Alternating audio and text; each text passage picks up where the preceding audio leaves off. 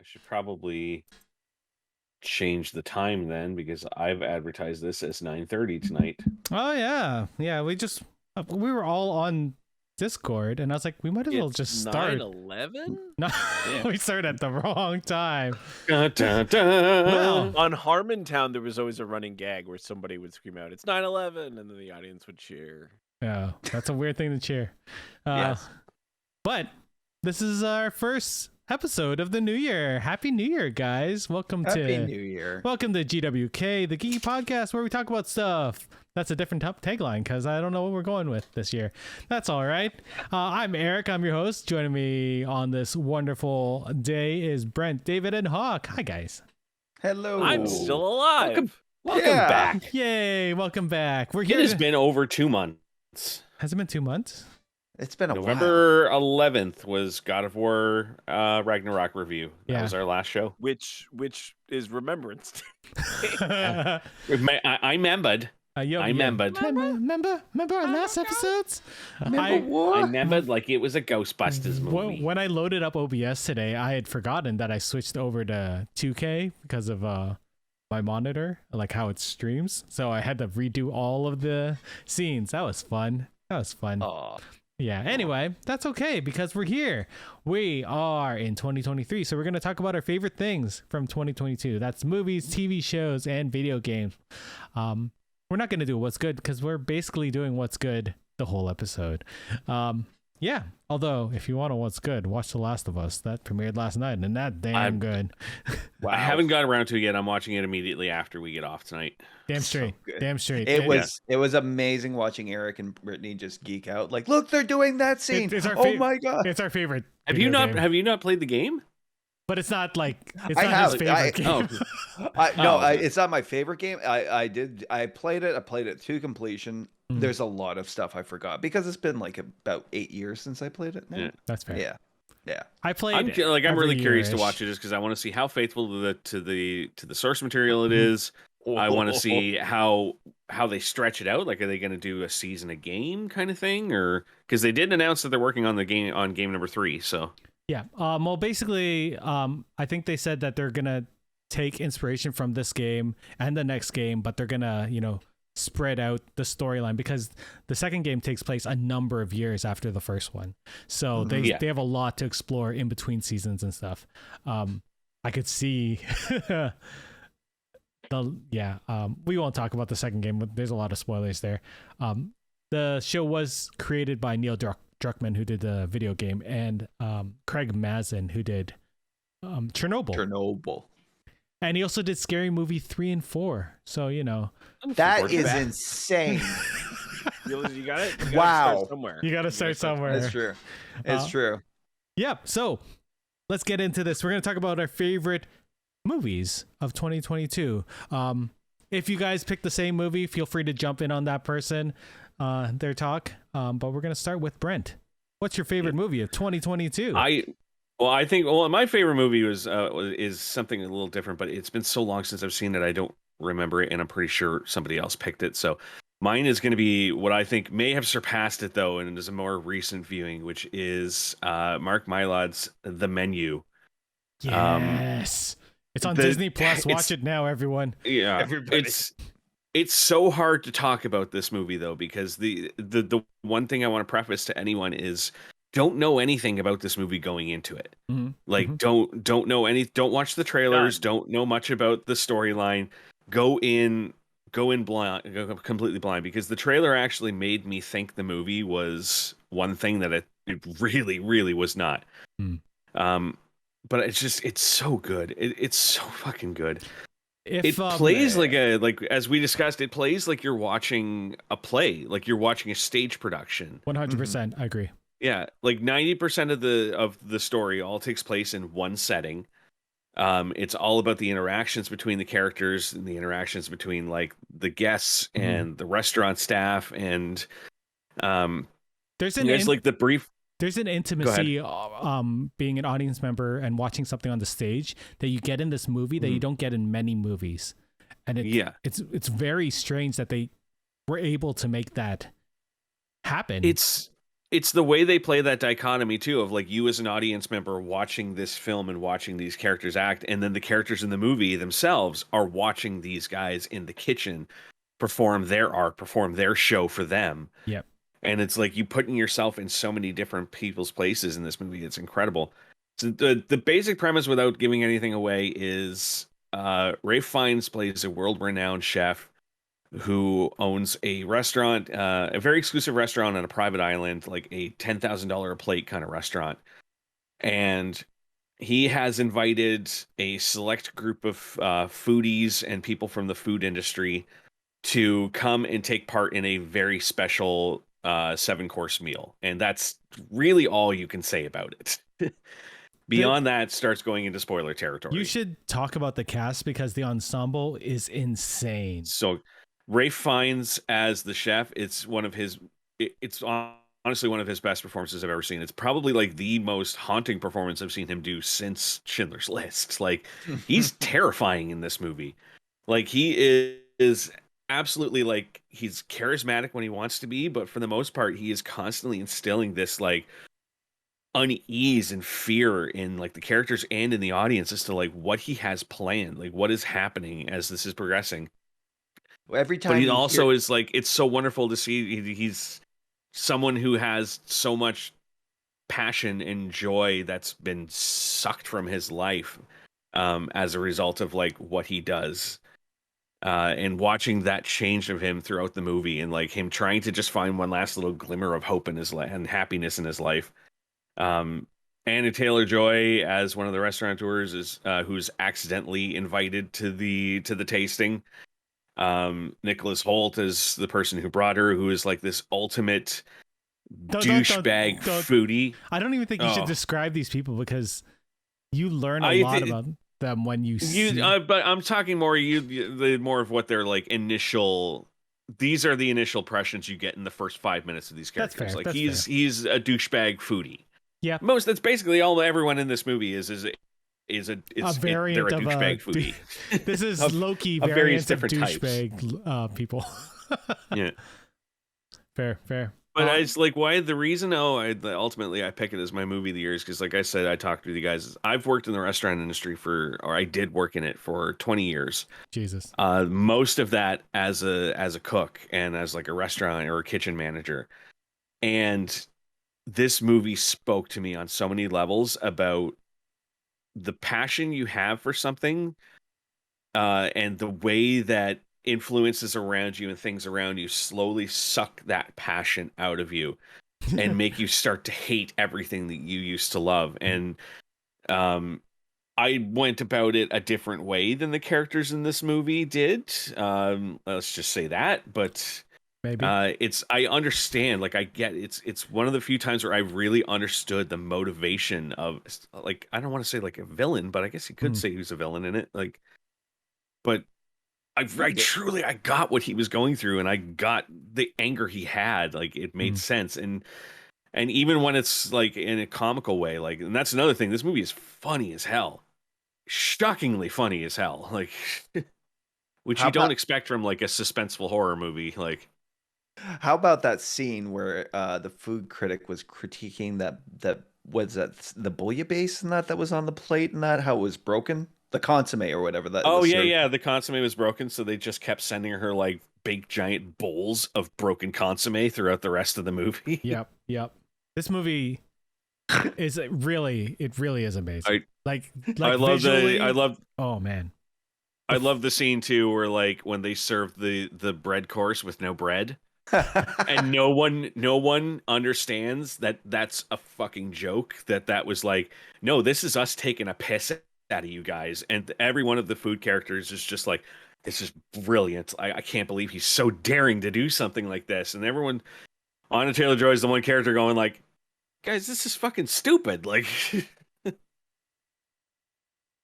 but anyway, that's before everything starts to divulge. It's a slow burn movie at the beginning, but man, it hooks you. Like once you hit a certain course of the food, when you start to kind of go like, okay, I kind of see what's going on here. Oh, I think I know what's going, and you don't really, like, it just keeps taking turns and turns and turns. But It's just it's a brilliant movie. Yeah, Taffy, definitely watch the movie. It's on Disney Plus right now. So Taffy's in. yeah. Yes, I've seen it. Hawk's seen it. Dave hasn't seen it yet, but I think you want to. Yeah. This is what I feel like during the conversation. Just like I have. I'm no gonna mention fucking the rest clue. of some more of the ensemble because John Leguizamo's in it, Amy Carrero, Judith Light, Reed Birney. Like the cast is incredible, like just Yeah, the cast- incredible. I remember thinking when I saw the trailer, I thought it was Stanley Tucci that was in the movie, and then I realized that no, it's the guy who played the federal officer in Prison Break, I didn't Paul watch Prison- Adelstein. Oh, I didn't watch Prison Break.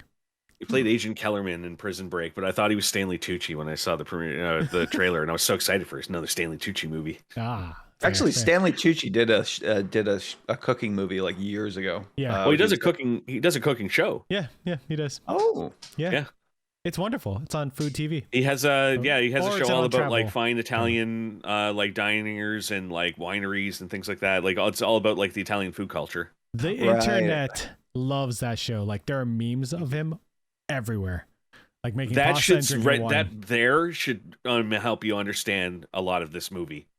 Yeah, but this is more like you don't thirsty, even really have right, to be memes. like a foodie to understand this movie. This movie made me hungry. It did. Oh It yeah. did, yeah. But if Not- you're like, the only advice I can tell somebody is that it's like going into one of those big performance dinner pieces, and that it's like Yeah. it's unfolded for you that way. You're the guest in this movie, and yeah. you don't know what to expect. You don't always Yeah. like what you get, but at the same time, it's a masterpiece at the end. One last thing I'll say about this movie is it made me not look at my phone the whole time.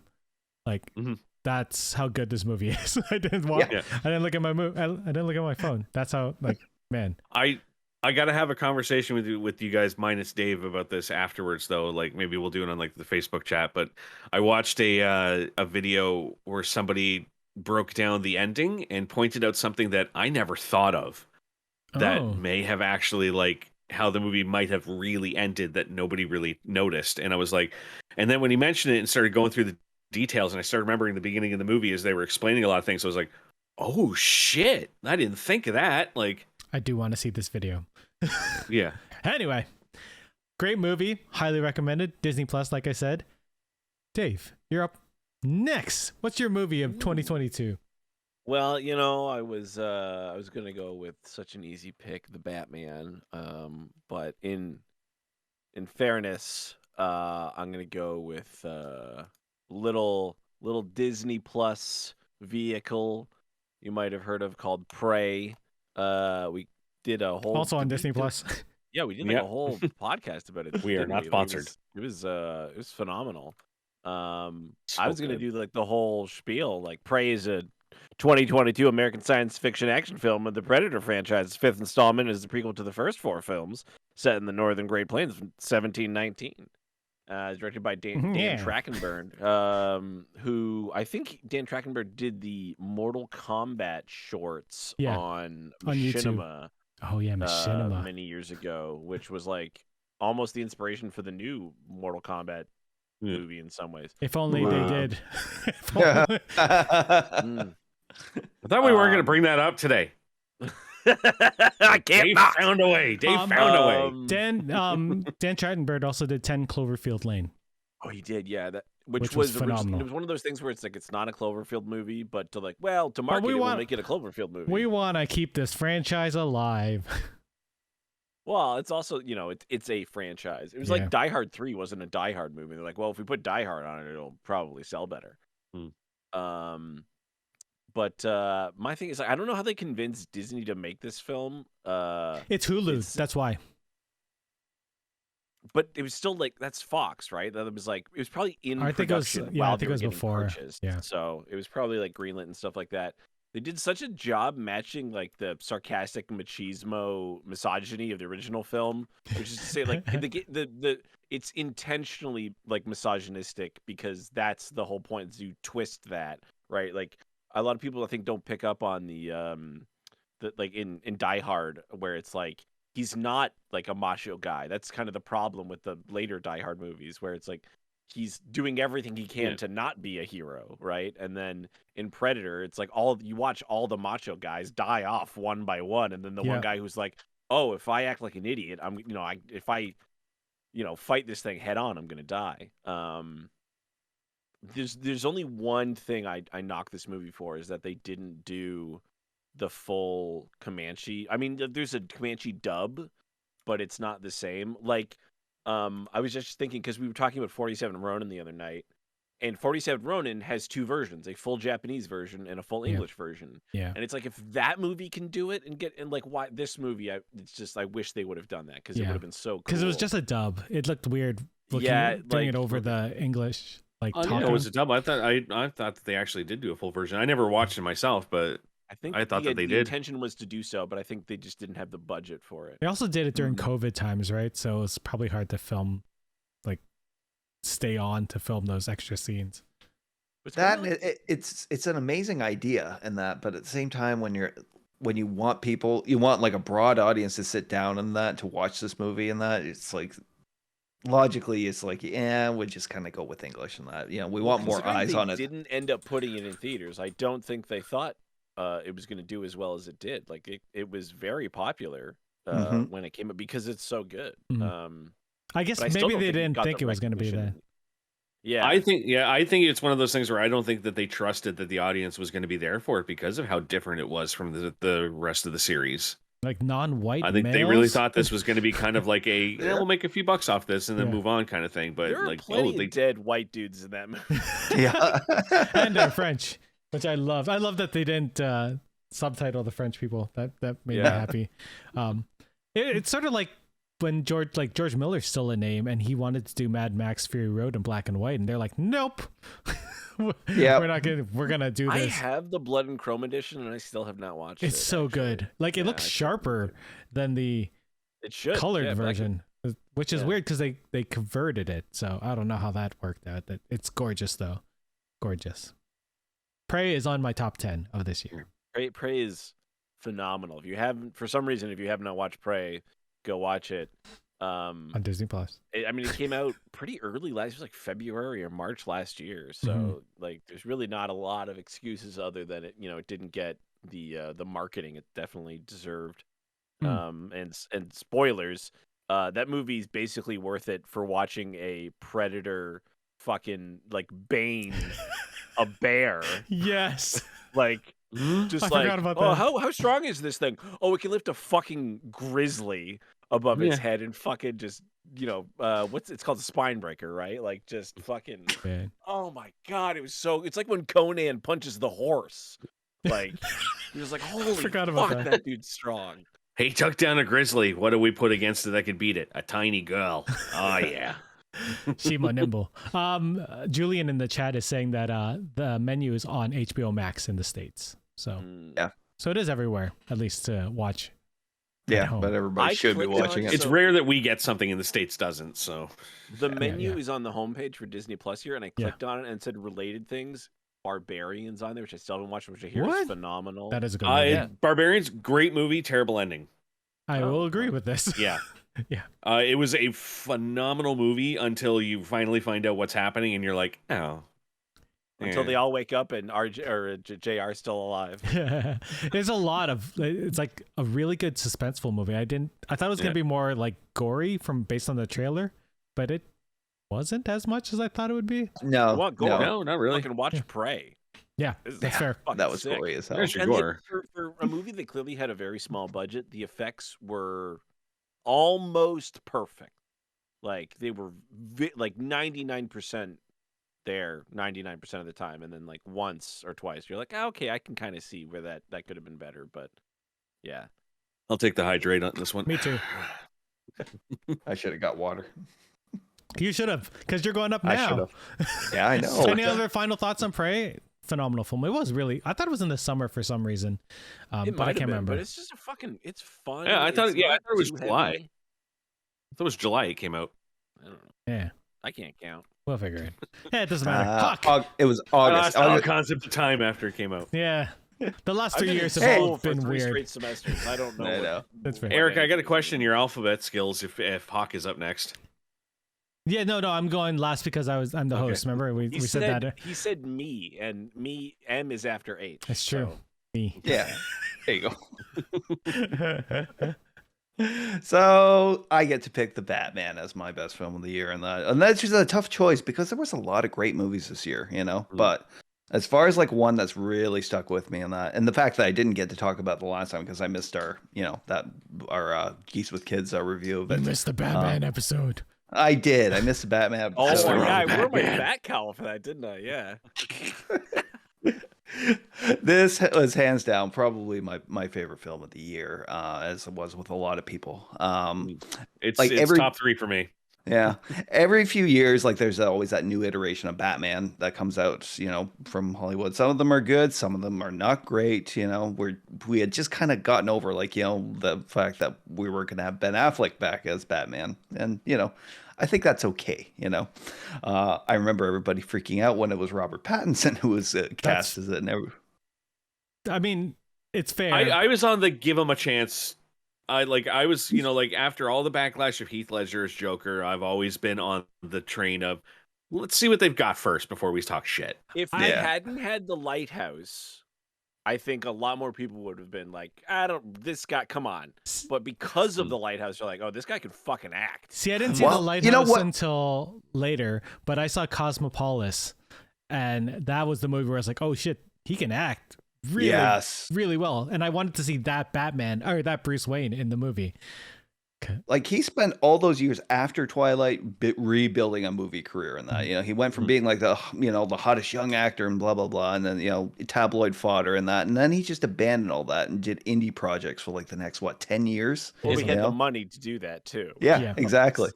There's this one film I had never seen it. Has anybody ever seen Good Time? Because apparently that's like one of his. Like at a carnival. No, he was this bank robber with a mentally challenged brother in that who got scooped up by the police involved in his crime, and he spends the entire film trying to figure out a way to get him out of prison. And apparently, Safdie Brothers. Yeah, Jennifer Jason and Leigh. It makes me want to watch it. It's apparently amazing. I remember this interview with Pete Davidson and Robert Pattinson were on Jimmy Fallon the one night, and Pete Davidson's like, Good Time is my favorite film. I've watched it about 30 times. Everybody needs to see this movie. And Pattinson is just sitting there like just beaming. Anyways. Apparently he was good in Tenet. I still haven't seen that movie. Tenet, yeah. He was great in Tenet. He's a good actor. And he was great in this role. I think we all agree on that. People always kind of poo-poo that he wasn't huge and that, like Affleck was and that. He didn't need to be. I poo-pooed a little bit like the direction they went with Bruce Wayne in this movie, but not his performance of it. Like he fully committed. Yeah. And I applaud him for that. So I was surprised they didn't go with the Playboy billionaire Bruce Wayne at this point. I understand it's year 1, but I don't know. I like that they didn't do that approach. I just wish it wasn't so recluse, goth emo kid. Like it was a little bit much. Let me tell you, but he sold it. Let me tell you about how called The Batman, how much it focuses on Bruce Wayne, and then Matt Reeves just said, "Well, the second movie is going to focus on Bruce Wayne even more." And I'm like, "Don't call it The Batman 2 then."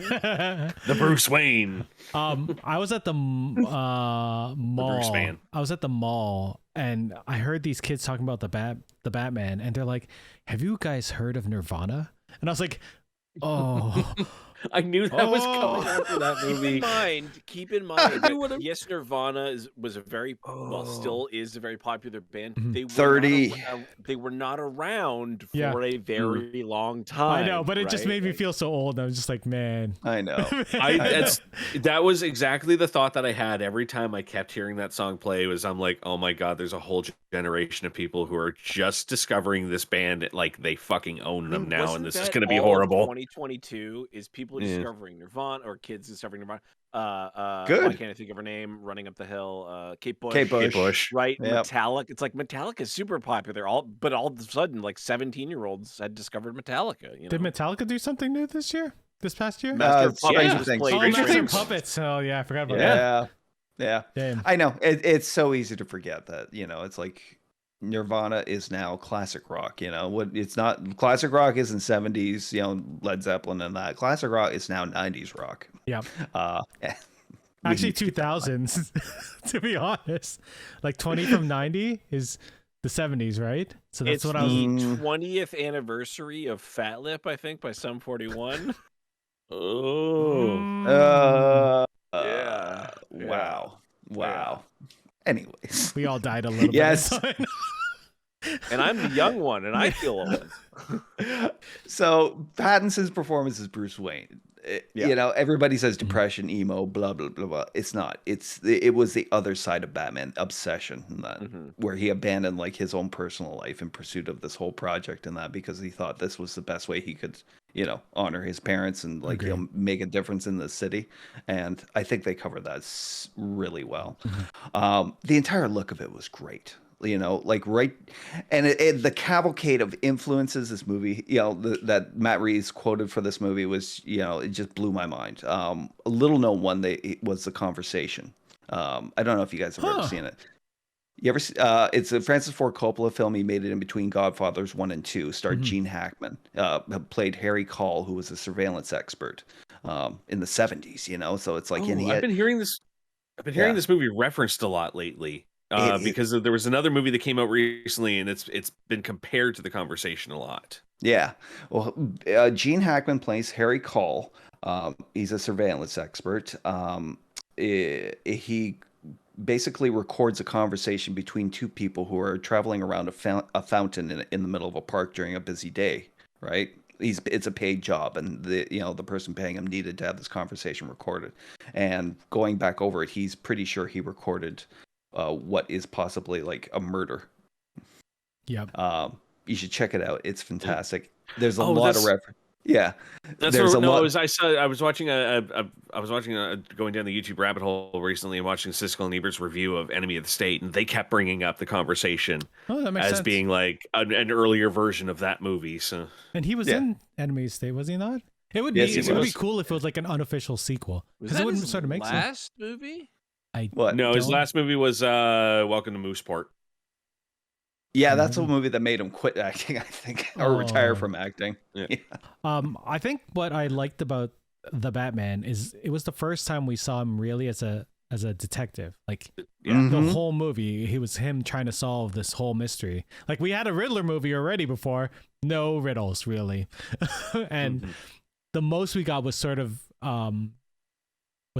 the Dark Knight when he was trying to figure out, the shells and all of that stuff for the Joker. But really, other than that, this is really the first time we've actually seen him be a detective. Yeah, like the world's greatest detective. Yeah. Like he's always advertised in the comic books, like back in the day. And that was great. Like bringing in the whole. World's Greatest is still an ongoing series, actually. Yeah, and Detective Comics is an ongoing series. Batman has 5 comics. Usually. Yeah. This is the first one where I was like, if they bring in the Justice League into this world, he's the only Batman I've seen in the past like 30 years who would actually have files on every single person in the Justice League who would be like, this is how you end these people. There was a conversation recently released with James Gunn about how they're talking to Matt Reeves about how to incorporate this, but he is basically saying, don't. Yeah. Not yet. Let me have my toy and play with it for a while, and then you guys can have it. And James Gunn kind of went like, yeah, okay, I understand. That's fair. So I don't think they're planning to incorporate this version of Batman in any kind of Justice League coming up. I really hope not. And like going forward with DC movies and that, like I noticed a little kind of pattern forming in that, where it's like once Warner Brothers kind of gets out of the way of a director in that, in incorporating these characters into their film, sometimes they pull off some near miracles in that. Yeah. That happens with a lot of directors and a lot of films where it's just like the studio doesn't interfere. Yeah, exactly. I mean, well, James Gunn when he did the Suicide Squad and that, great. It didn't do well at the box office apparently, but nonetheless, fantastic film. Joker, that should have been a total write-off in that movie. And yet it goes on to make that goes on to make $1 billion in that, and I hope that Warner Brothers follows that same kind of pattern, and that just like Let it stand on its own. It doesn't have to be incorporated. It doesn't need an appearance by Henry Cavill at the end and that. Yeah. Let it stand on its own merits and that, and trust a director. Apparently, so James Gunn's universe is going to be the main universe, and then we're going to have there's going to be extended like other worlds. That's going to be the Batman. Yeah. There's going to be the Joker one, and then there's going to be the one that's the Snyderverse because it still has the Flash in it and Aquaman. Yeah. But apparently they've cut all the cameos from the upcoming Flash movie. So from the old Snyderverse stuff. So I know. I can't understand what the hell is going on with that movie right now. Like they're surprised still going to release it with him in it. it. Yeah. And they're still even talking about making a sequel with him. Well, yeah, he's under like a lot of like. But we won't get Batgirl. Yeah, apparently, that's already like, in the can. That's in the can. You know, it was ready to go. Yeah, but no, well, it's not ready to go. They finished filming and editing it, but they saw special effects. They did the score already. Yeah, they were like pretty much 3/4 of the way done, and like but decided to throw it in the can. It's a tax write-off. It's like that's not how tax write-offs work. Yeah, well, I guess you made it, you put money into it. Yeah. Not releasing it is not how you save money. Well, Snowpiercer season 4 is the same, right? They finished it. It's not getting released. So they're just like the creators are trying to shop it around, but whoever made it, not Discovery, I can't remember the production company. It was like Turner Network or something like that. Yeah, they're just like, you know what? Something. We're not going to release it. We're going to write it off, and if you want to shop it elsewhere, you can. Also, not even a right. That's not what write-offs are. Yeah. Now that I'm in accounting, I know what all these things mean, and that's not what write-offs are. For the shareholders. Yeah, for the shareholders. Yeah, it's like who thought that it makes sense to Jerry. Yeah, spend all the money to make something, but don't make the money by showing it. Yeah. Like with their own streaming service and everything, available to you to do so.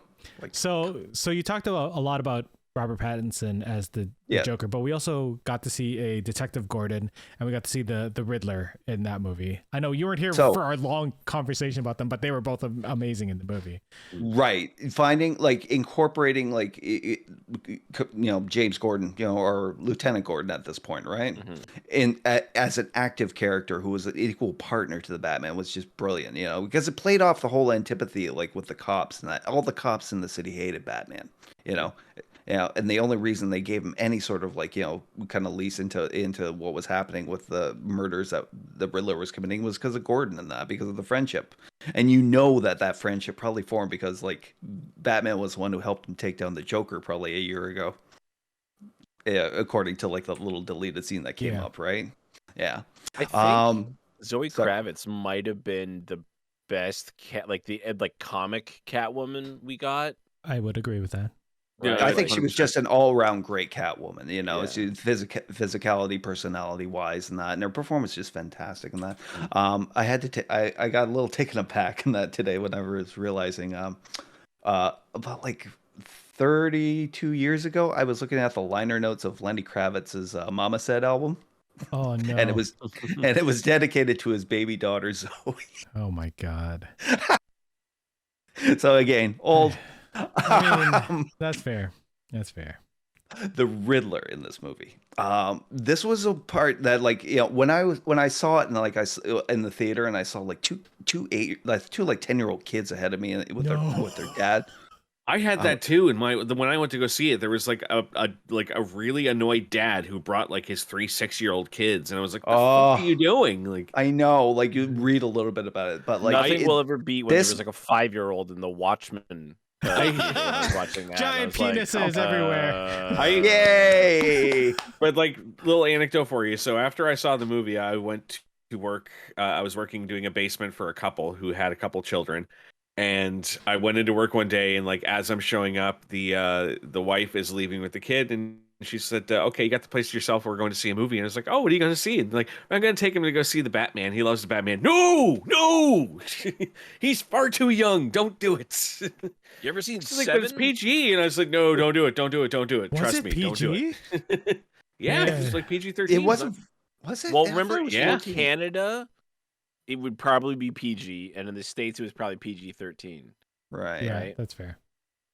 Because Anyways, they didn't swear enough to get a 14A or anything. PG-13 like on No. IMDb. American Pie 2, which had nudity. I'll always remember this because I bought the VHS tapes when I was VHS. when I was too young. When I was too young to buy them, I bought American Pie 2, which was 14A, and I bought Jay and Silent Bob Strike Back, which didn't have nudity, but was 18A because of the language. So in it, much 'cause swearing. that movie obviously has terrible language. So It's okay. obviously, in Canada, we are just a tiny bit more European than the States Mhm. are. Yeah. We're like, a little nudity is okay. But if you say like certain swear words, we're like, all right. Fuck, ball, that's- shit. You get one fuck and that's it. Yeah. All this is insane to me because, like, in portraying Riddler as a serial killer, and that Matt Reeves went kind of deep into serial killer lore, and I don't know if a lot of people picked up on it in that, but it's Mhm. the outfit that he chose for him in that. First up with the hunter's mask, and then with that large duffel coat. Though both of those are references to two different serial killers. The Golden State Killer and the Zodiac. The Zodiac killer, he attacked a couple wearing a very similar hunter's mask. The duffel coat, though, that was a reference to BTK. Oh, okay. Yeah. Well, because I know what Matt Reeves had said was like when he was researching, he was talking about how like those killers where they got their outfits from was they just went in and got them from like everyday Military surplus. hunting in army surplus stores Yeah. because that's how easy they were to access stuff like that. So that's what he did for this was he looked up and found what's the most common coat that I can find on an army surplus right now. That's what we're going to use for the movie. And it just so happened that they lined up so well with those characters or with those like guys.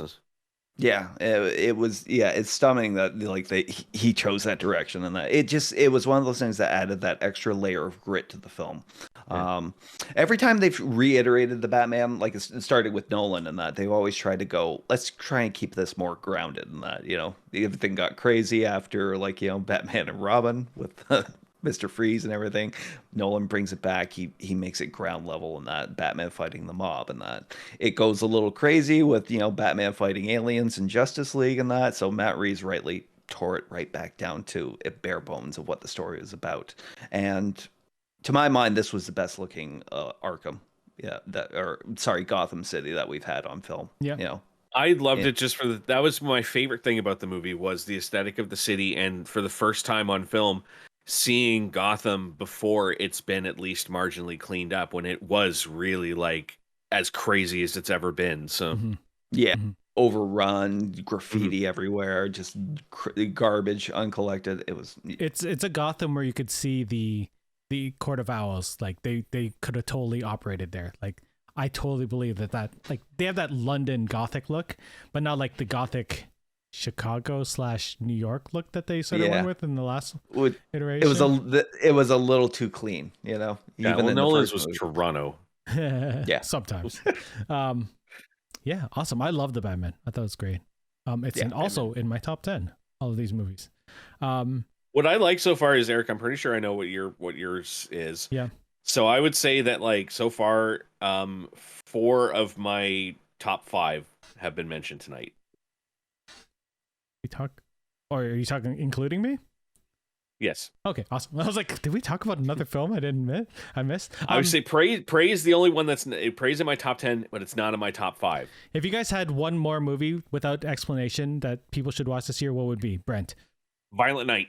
Yes, I agree. Violent Night, 100%. Dave, that if you would have be one? my other in the top 5. Nope. Okay, Hawk. We can go back the to Banshees. The Banshees of Inisherin. Yes, that movie's amazing. Oh yes. Dave, anything? I can come back to you. Werewolf by Night. I really liked Werewolf by Night. I watched it a couple of times actually. The only movies I think I've watched more than once this year were Werewolf by Night, The Batman, and Prey. So all good movies. All right. My runners up would be Puss in Boots: The Last Wish, which is surprisingly damn good. It is like Spider-Verse animated good, and I did not expect that. I just expected that is like huge praise. Like I'm worried that if I turn this on, it's like I'm not gonna find this. I don't care about the Shrek universe or any of the movies. Like I thought the first 2 were pretty funny when I was high in university. But when I saw this movie, I think I enjoyed it more than the kids. They changed the animation style to be Spider-Verse like, but the characters actually had depth. The story was really good, and emotional, scary at times, and it was just phenomenal. Like it came out around the same time as Avatar: The Way of Water. Guess which one has a higher critic score? Puss in Boots. Does it really? Yeah. Yeah. It's one of the highest rated films of last I year. haven't really heard anyone say anything about Avatar: Way of All the Water. Like Shrek I've barely movies heard a have been word about it. pretty Good, right? I don't All the care. Shrek movies aren't. The they're not- Shrek like, movies the are first pretty one's fun. great, you know. But a lot of their animation has aged and like it looks old. Like this, Yeah, I think we we'll look- watched Shrek last year, and I was pretty good. That's fair.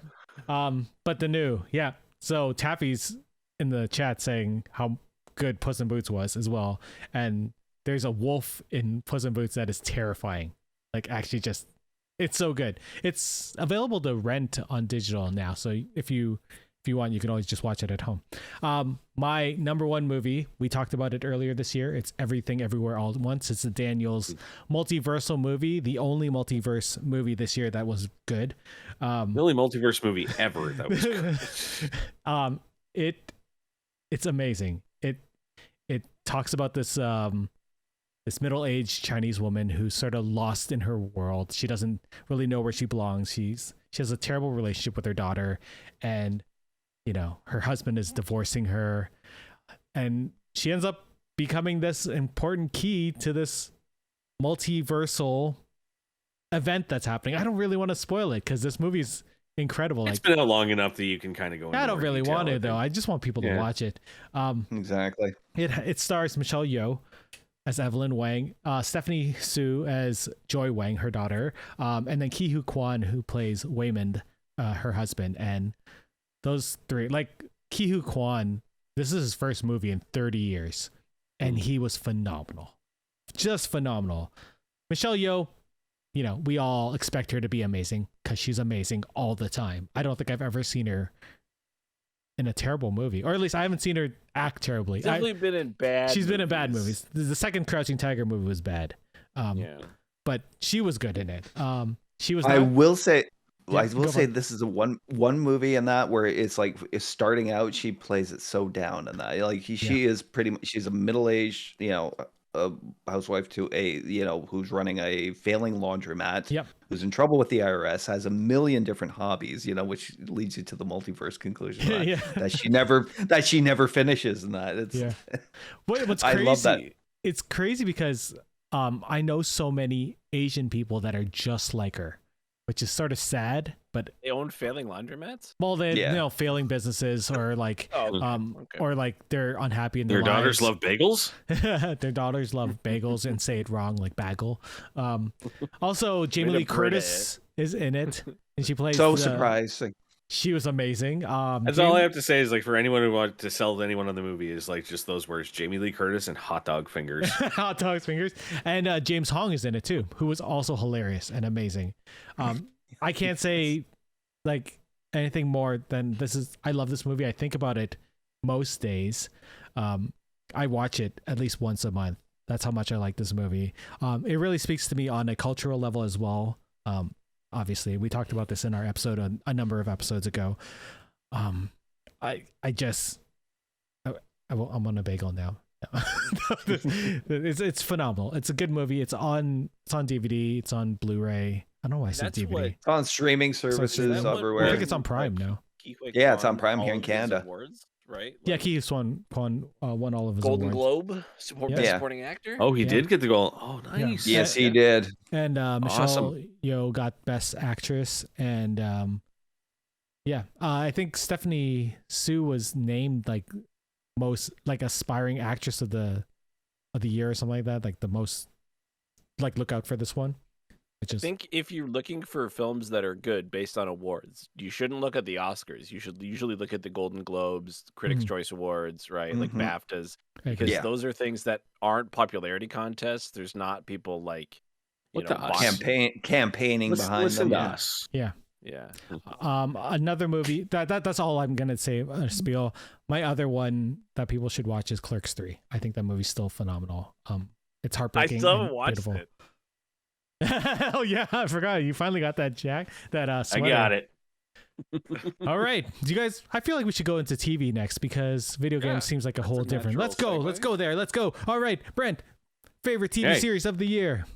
So here's another one where I had one originally set to go, and then I changed it because I figured somebody else is definitely going to talk about this. So I'm going to go into the one that I discovered this year, that I absolutely fell in love with. And my TV show of the year is The Rehearsal. Yes, it is a 6-part fake documentary series, created and starring Nathan Fielder, based on his original series Nathan for You, where he in this series creates elaborate phony scenarios to help people get over conflict resolution and conflict issues. So the key story that they tell in the series is a woman who wants to raise a child, but she's afraid to do it alone. So she wants to see what it would be like to raise a child by herself. So he creates this entire scenario for her where he gives her dream house, her dream job, and hires child actors to play her children, swapping them out to make them 3 years older every week so that she has the chance to, over the course of 2 months, raise an infant all the way to an 18-year-old. And if you know anything about Nathan for You and about his show, anytime a problem rises, he finds the most absolutely absurdist way to solve that problem and just creates this scenario that, like, from the outside looking in, you wonder, how could anyone believe that this is in any way genuine? But he has this way of, like, just creating this universe that everyone just accepts around him. And it's wonderful, wonderful show. I don't know if anyone else has had a chance. I talked about it a while back. It was my yum a while back. I watched it. It is as good as you say. Yeah. There's little one-off episodes too. Like the baby one is like, that's the key storyline throughout the entire season. But in each episode, there's little one-off stories where, like, he helps a guy tell his friends that he never got a proper college education. So he literally recreates a bar that they frequent from scratch, hires it lookalikes of regular patrons and the bartenders, hires this woman has this actress to basically stalk the woman in question to learn everything about her so that she can properly portray her in this fake instance. It's the lengths that he goes to for this show and for the joke is unreal. Like, it's so wonderful. It doesn't feel like a joke though at times, right? It feels like he's just genuinely helping them. That's how dry his sense of humor is, I think, though. Sometimes it is, but, like, the joke is when he starts getting too involved in the show and starts making it about himself, and it's like, you as the audience are literally sitting there going, like, oh my god, is he really, like, losing himself in this project, or is this the joke? And, like, he dances that line so well where you never really know if he's messing with you or if he's messing with himself. That's fair. Where did you watch it? Because I watched it on a sailor site. Oh, I watched Sailor. Fucking hell. We're all sailors here. Fair. All seafarers. I sailed the wide accountant sea. Yes. It is up somewhere. I just can't recall where. But I can't remember which exact streaming service it was up on. I literally just texted a friend being like, "Have you watched the?" Because they love Nathan for, like, they absolutely adore Nathan for You. It's exactly their jam. So yeah. Then this 100% would be the show for them. Hey guys, guess what? I know what. Julian in our chat just said the Mando season 3 trailer came out right now. Yeah, The Rehearsal is on HBO, so it's probably on Craven Canada and HBO Max or something in the States. You guys want to watch the Mando trailer quickly? Kind of, yes. I do. Cool. I haven't bothered with the first season yet, so go ahead. All right, cool. I'm going to share my screen. God. Let's do this. Ooh. Welcome to 2023. Oh god, I can't wait to see Gina Carano. Ooh. What do we stand for?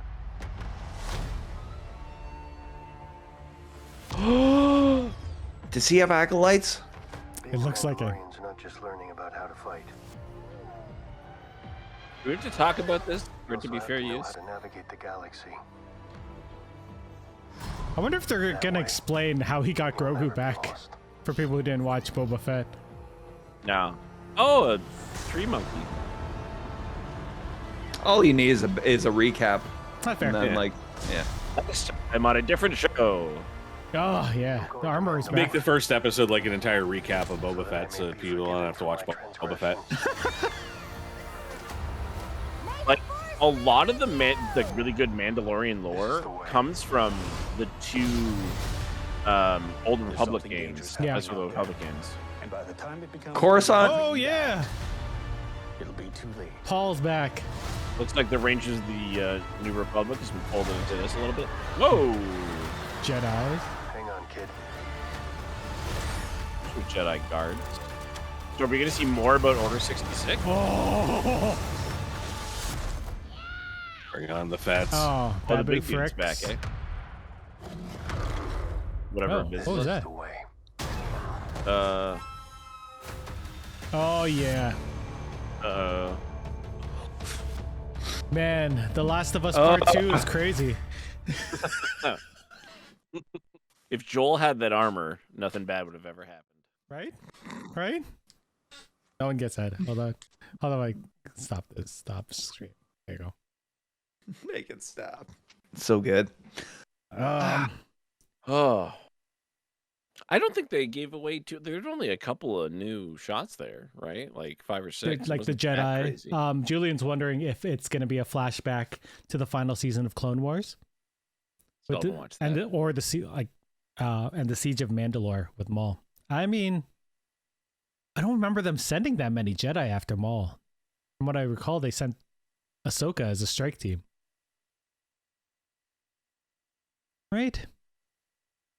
I don't know. Ahsoka show? Anyways, the rehearsal's Ahsoka apparently on coming up? Crave TV. Dave, you're up. Yeah, Is Dave. Ahsoka okay? David. Oh fuck, what was my show? Give me a second. Oh yeah. This might be like a real basic bitch answer, but I actually, obviously didn't have a lot of time for I TV like this year. And I like your choice though.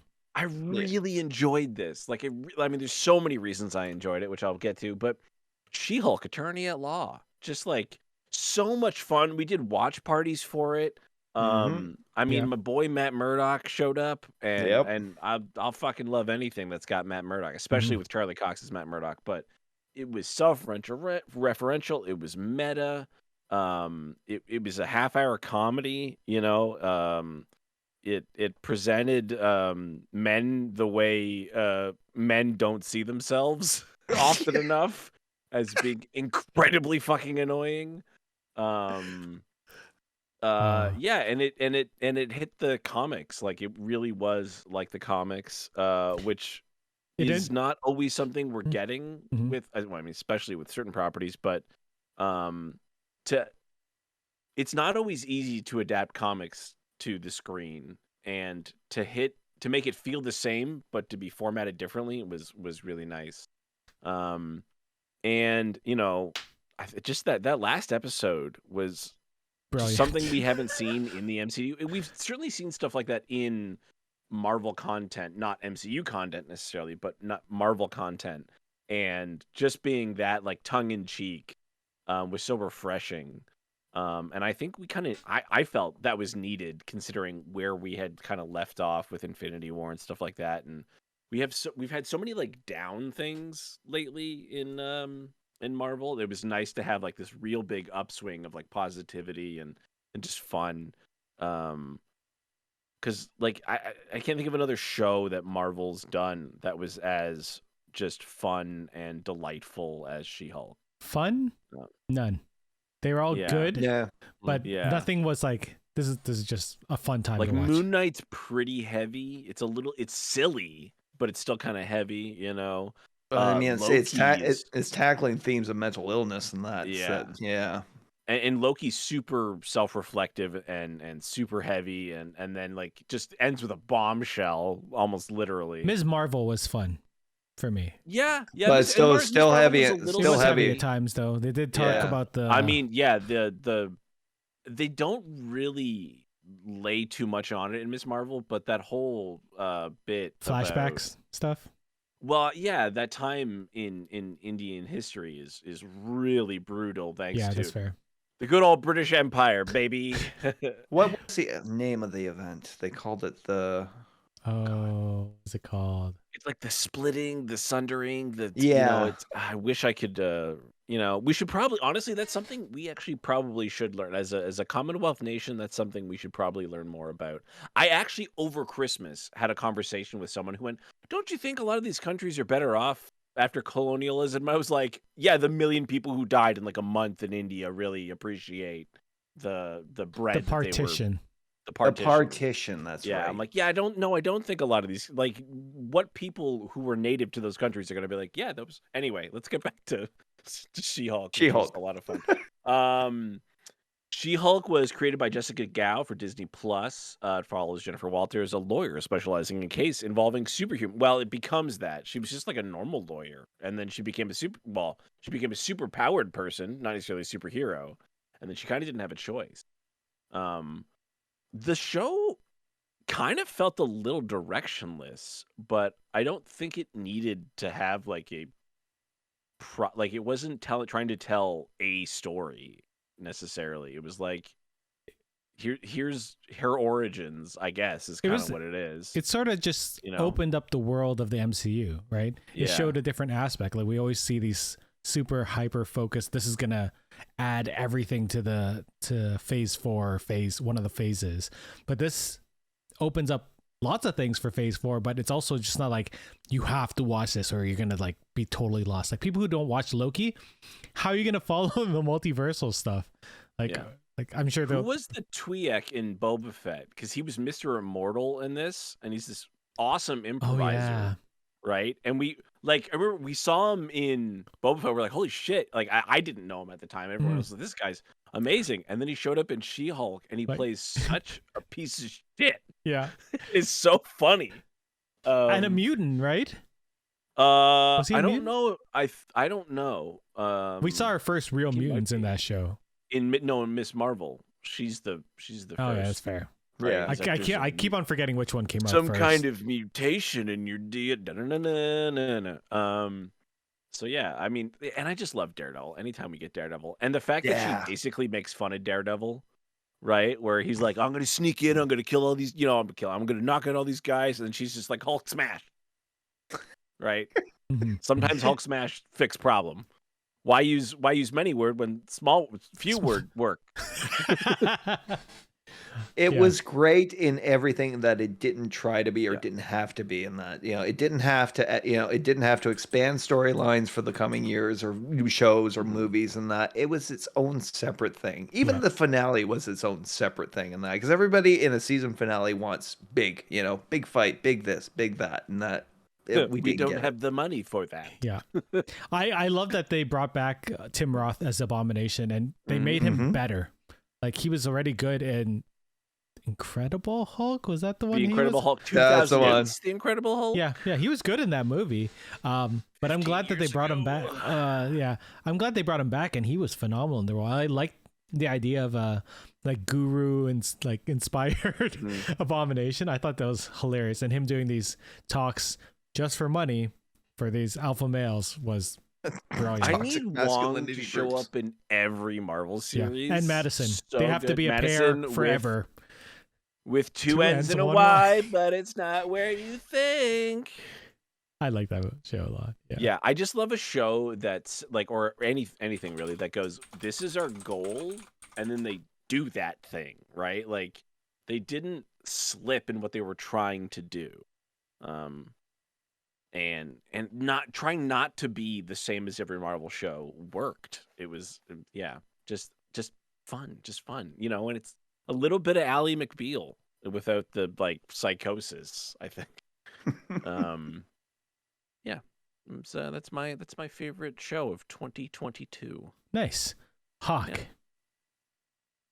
Hands down, best show for me 2022 had to be Andor, because it was the most unexpected of like Star Wars that I've seen in ages. We've poo-pooed like some of the writing in the series and that, especially with Boba Fett, right? That didn't work out well.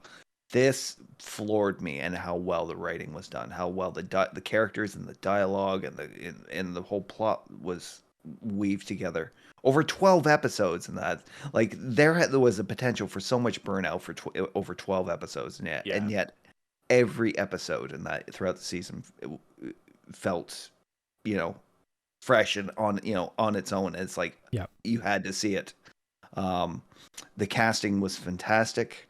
The fact that we got this series and there was no legacy characters, no Jedi, you know, barely anything in the way of, like, TIE fighters or anything that we could really properly identify as the Star Wars universe. And yet we knew it was there, and it felt fresh, and it lived in world. And we got to see what it was like for, to live under Imperial occupation throughout the series, from the top down to the bottom.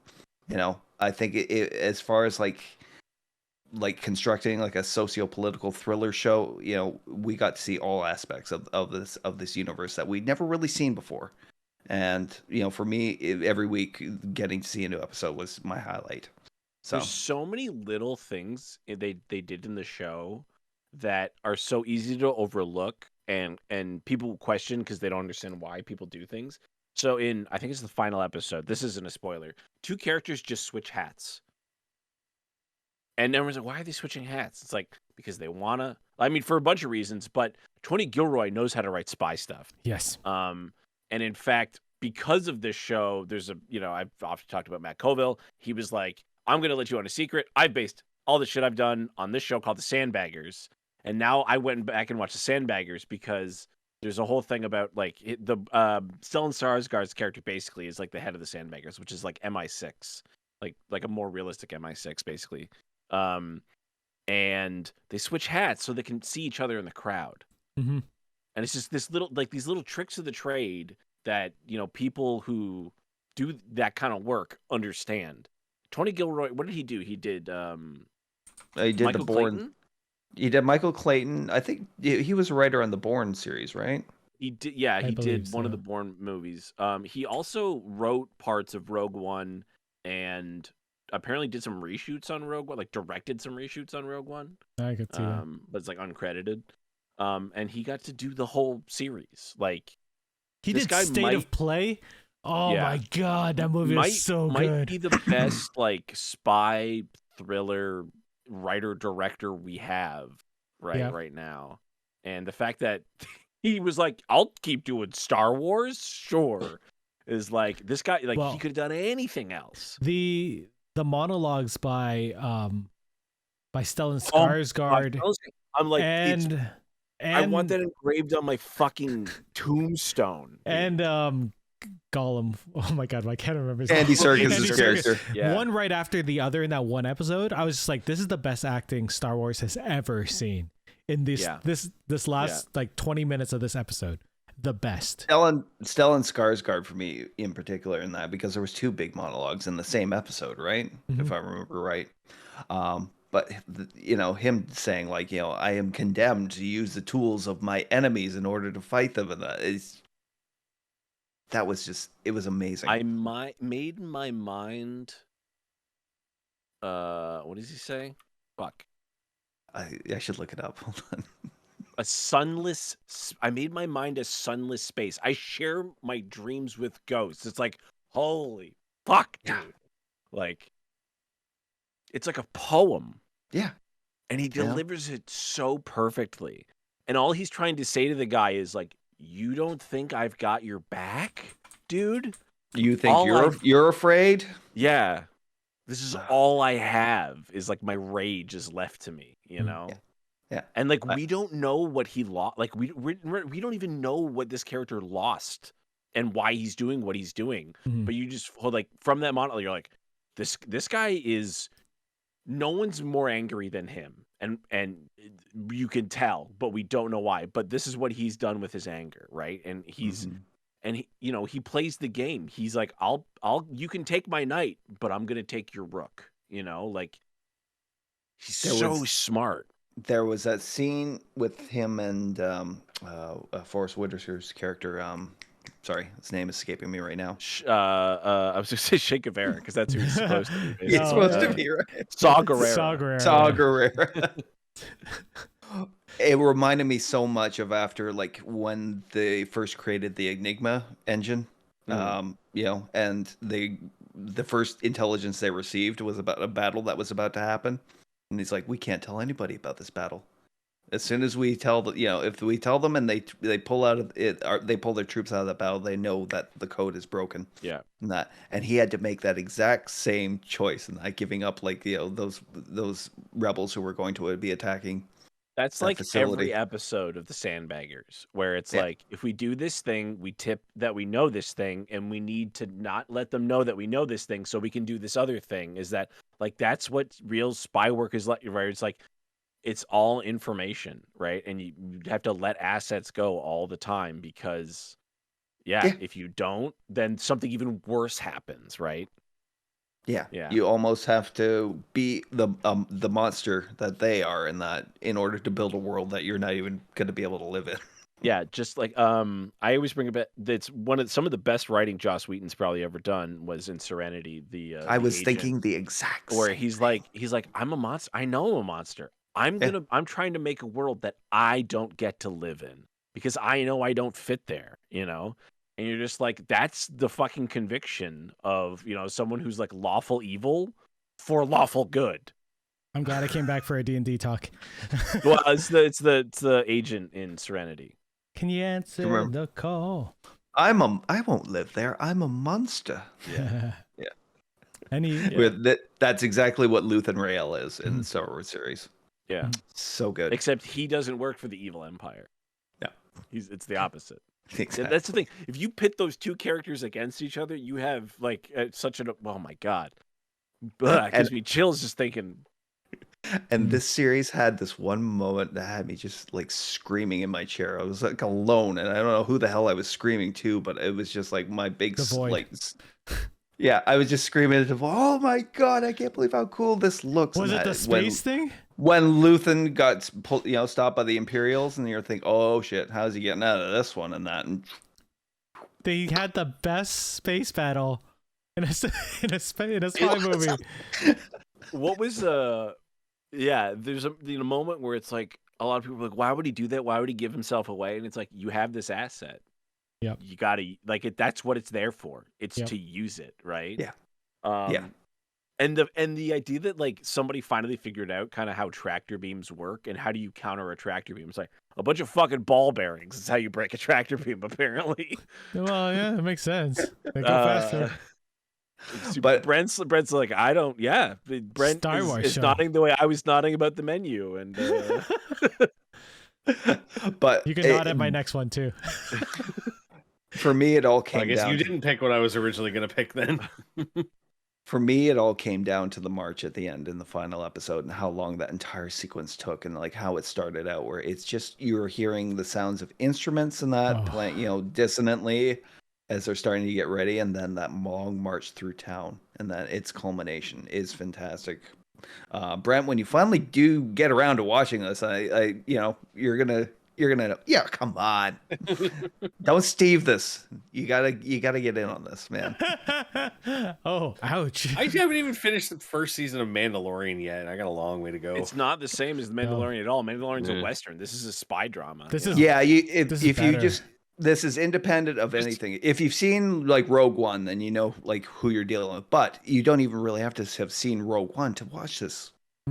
love Rogue One though. I wonder if it would. Like, Rogue One is probably my favorite Star Wars. It would movie. almost be better if you hadn't seen Rogue One. If you could just stick through this and you'd. Well, I don't remember much.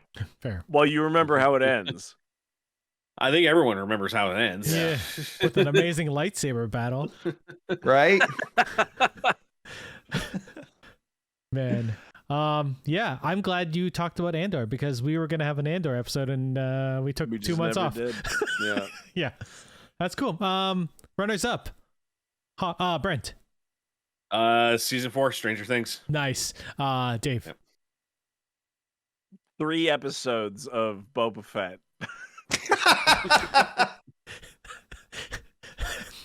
That's fair, Hawk. His runner-up would be The Peripheral. I haven't finished that yet. Oh, so good. I have two for my favorite because I can't pick one, so I'm just gonna say my runner-up is The Legend of Vox Machina, because the first season was amazing, and I like what they did, what they changed. Anyway, the two shows I have are two very different things. My number one for such a long time this year, well, at least at the end of the year, was Star Trek Prodigy.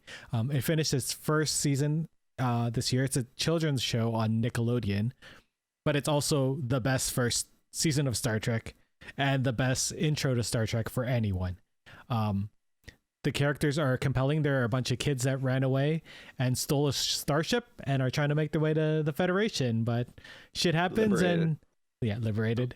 Shit happens and John Noble ends up chasing them, and you don't want Denethor chasing you anywhere. It has with them cherry tomatoes. it has so much heart, and there's so much love for Star Trek lore and for Star Trek fans. It's a wonderful series. It's the series that I finally got my kid to watch with me, and she was the one who's coming home and being like, "Can we watch Star Trek now?" I'm like, "Shit, it's happening. It's happening." And, everyone stay calm.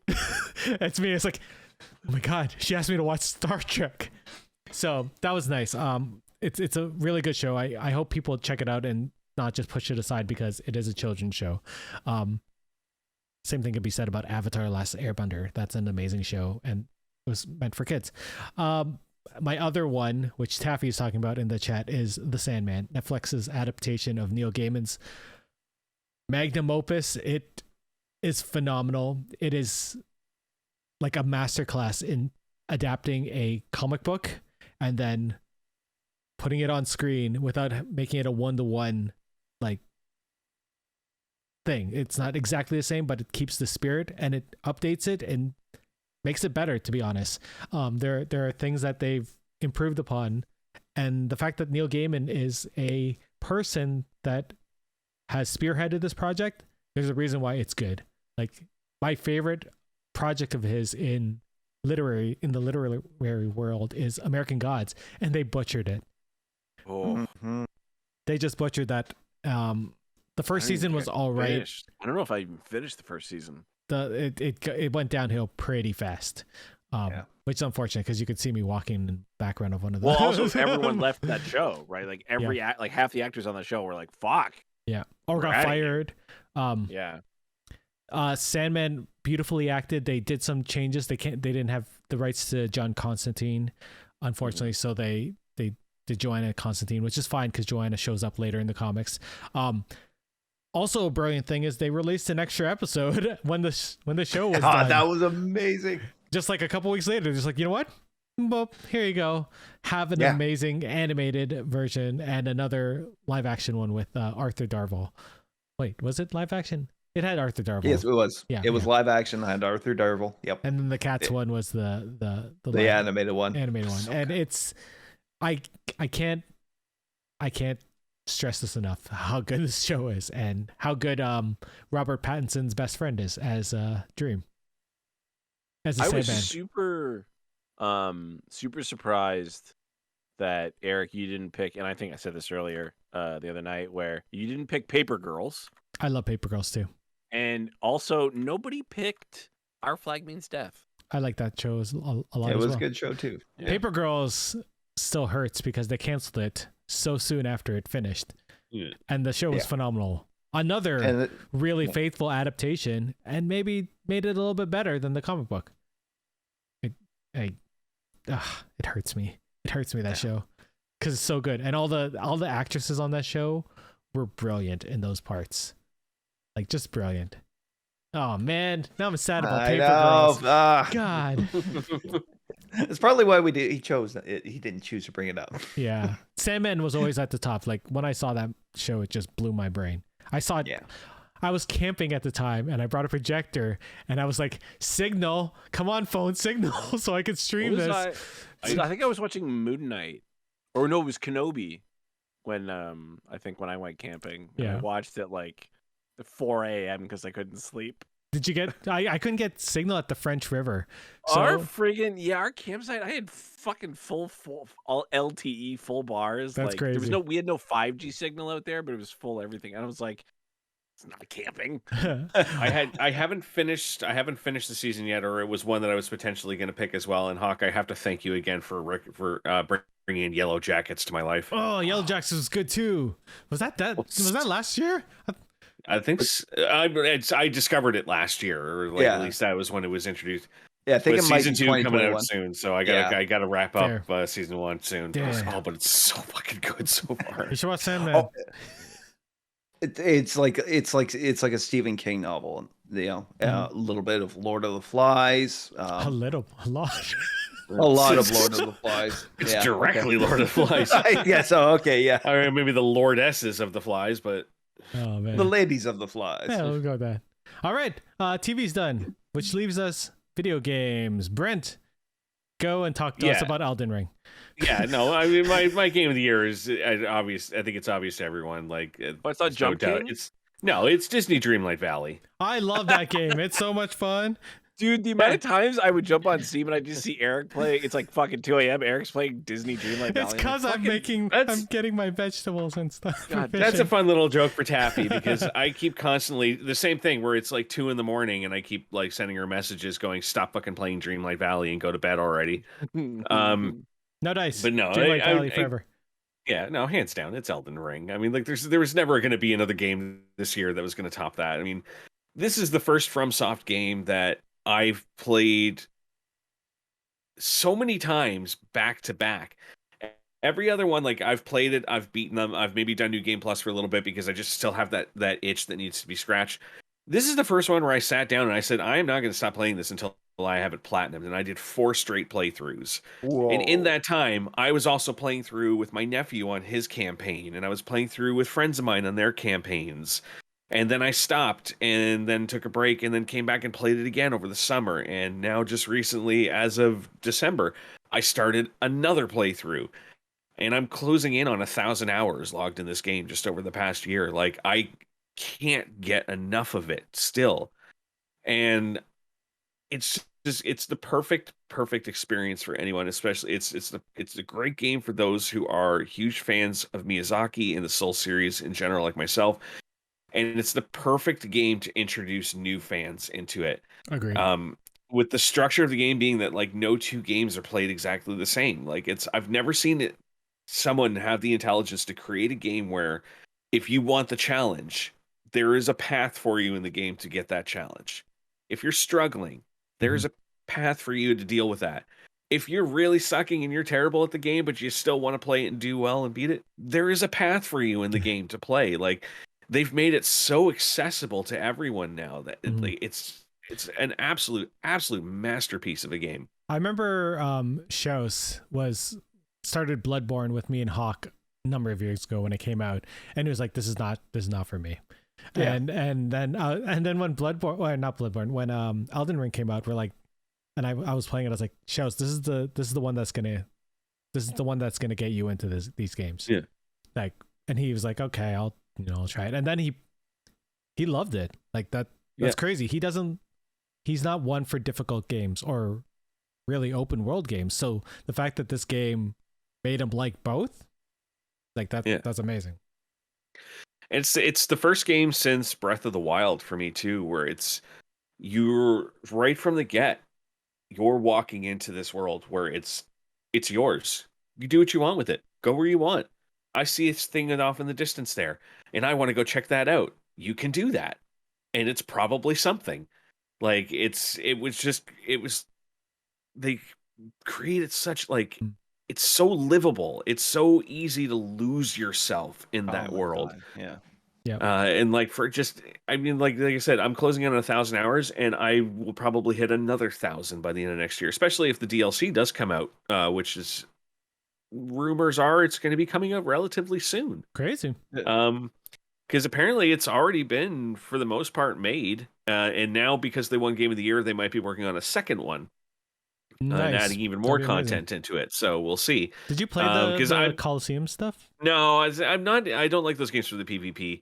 I went in and checked it out just to try it out and see what I thought. And I'm not a PvP player. Like, I don't like that. I like going in and like playing the story. I like campaigning with friends, and I don't like combating because I'm not very good at it. Well, and there's it also makes me people feel that just bad. make builds to annoy people, and I'm like, I don't want to do that in these. No, modes. and I don't even know how to do that. The So worst way to have fun in a video game is to involve another person that isn't helping you. yeah. Yep. Agreed. Yeah, like I hate when I get invaded. It annoys the shit out of me. So that's why I'm like I don't even summon people into the game anymore, so I can just turn the internet off when I'm playing it, so that doesn't happen. And I'm like, and it just also forces me to get better at the game by not having a crutch of somebody else helping me. But I found like the playthrough I'm doing now is I'm literally going like area by area, clearing 100% of everything out, and I'm finding just how easy the game is when you do that. Like I am breezing through the story by doing that. Taffy's wondering what the hardest boss in Elden Ring was for you. Millennia. No, there's no doubt about it. Millennia. Millennia is the hardest boss I've fought in any game ever. Millennia is the hardest boss anyone has ever fought in any video game Harder ever. than the Valkyrie Queen? Yes. Because the Valkyrie Queen Lord. didn't heal when she hit you. Yep. Valkyrie Queen didn't have two phases. Valkyrie Queen didn't have that stupid windmill attack. God damn that thing. I'm gonna do this. No, that's basically your that's fault. basically I'm not even lying. That's basically the attack is her just flailing a sword like crazy, swooping in at you 3 times, and you cannot. You have to be a legend at the game to be able to dodge that consistently. Oh, yeah, When you are can't- you gonna jump into Valheim with us? Because those are Souls type, like they are meant to be brutal, like a Souls game. But we get to farm and whatever other stuff. So I'm interested to try it. Like I have it. I have it. I have Valheim. It's downloaded. It's I just never had any reason to get on and try it. But if It's you a fun guys want game. me to join in one day, I'll check it out. It's a fun game. I like it. We're getting ready to beat the second last boss again. Oh, let me know when you. Oh well, then do I'm it. getting in just in time. I'll jump I'm in. sure I'll be ready to go. I really just want to stay in the get a back and full shoot server arrows. of 10 people together. Yeah. And sort of like Diablo or classic Diablo, like the more people in the game, the tougher the enemies are. So it's not it's like the same it's thing some with of the same thing with Souls likes and that. The more I'll buy people it you for have helping Brittany. you, the tougher everything. Taffy, you want to know if I'm going to do a no leveling run? Hell no. A naked Hell run? no. I don't need that stress in my life. I've been watching a streamer friend of mine do a base level Bloodborne run, and she spent 3 months just trying to beat Ludwig in the DLC. Finally got it. She spent about another 2 months on Maria, and now she's just started on Cause, which is like the final hardest boss in the game. And she's doing this all base level. And I'm like, That would take forever. I have patience. I have patience, but I don't have enough controllers. So there's no chance that I would ever submit myself to do that. I get mad when I put like 40 minutes into an achievement run in Crusader Kings, but I'm not spending 3 fucking months doing a thing. There's no achievement you're going to unlock for doing that. You just go to, well, I did this thing. Yeah. It's like in 3 months, I could write 6 D&D campaigns. That's weird. When people ask me all the time, like on stream, like, are you going to do like some kind of specialty run in that? I'm like, I've done Pantheon 5 and Hollow Knight. I've done 112% Steel Soul Deathless run on Hollow Knight. I'm done. I don't need to prove myself as a gamer anymore. I don't need to do any more challenges. I just want to enjoy the games. Although the one I'm currently playing, Night Witch, is really kicking my goddamn ass. But nice. I'm debating buying Elden Ring on PC as well. I want to as well, so I can try some of the mods for it. I want to play it on my Steam Deck. I watched a friend of mine play it, and he modded it where every enemy in the game was Radon. Oh my god, really? That's it. Even the sheep. It That's got to the point where like his computer kept crashing because there was so much rendering trying to happen from it. My god. All right. Anyway, Elden Ring is a great choice. Phenomenal. There's a reason why it won Game of the Year at the Video Game Awards. Game Awards. All right, Dave.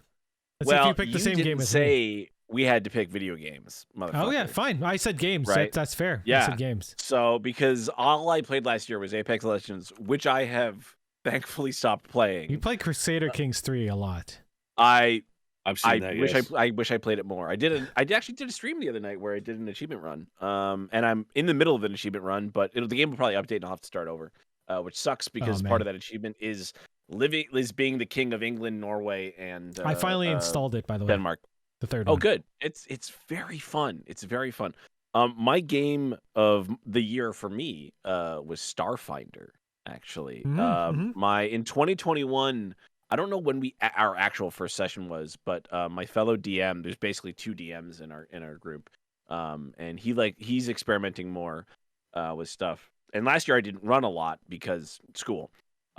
So he ran a Starfinder game, and Starfinder is built on Pathfinder, which is a very 3rd edition Dungeons and Dragons style game. It's a tabletop role-playing game. That's the funny thing, is that it's not listed as a TTRPG. Like, I went to Wikipedia and pulled up, and it's like, it doesn't say it's a tabletop. And I think that's because a lot of these games are now becoming available digitally through stores like Fantasy Grounds, Foundry, Roll20, and stuff like that.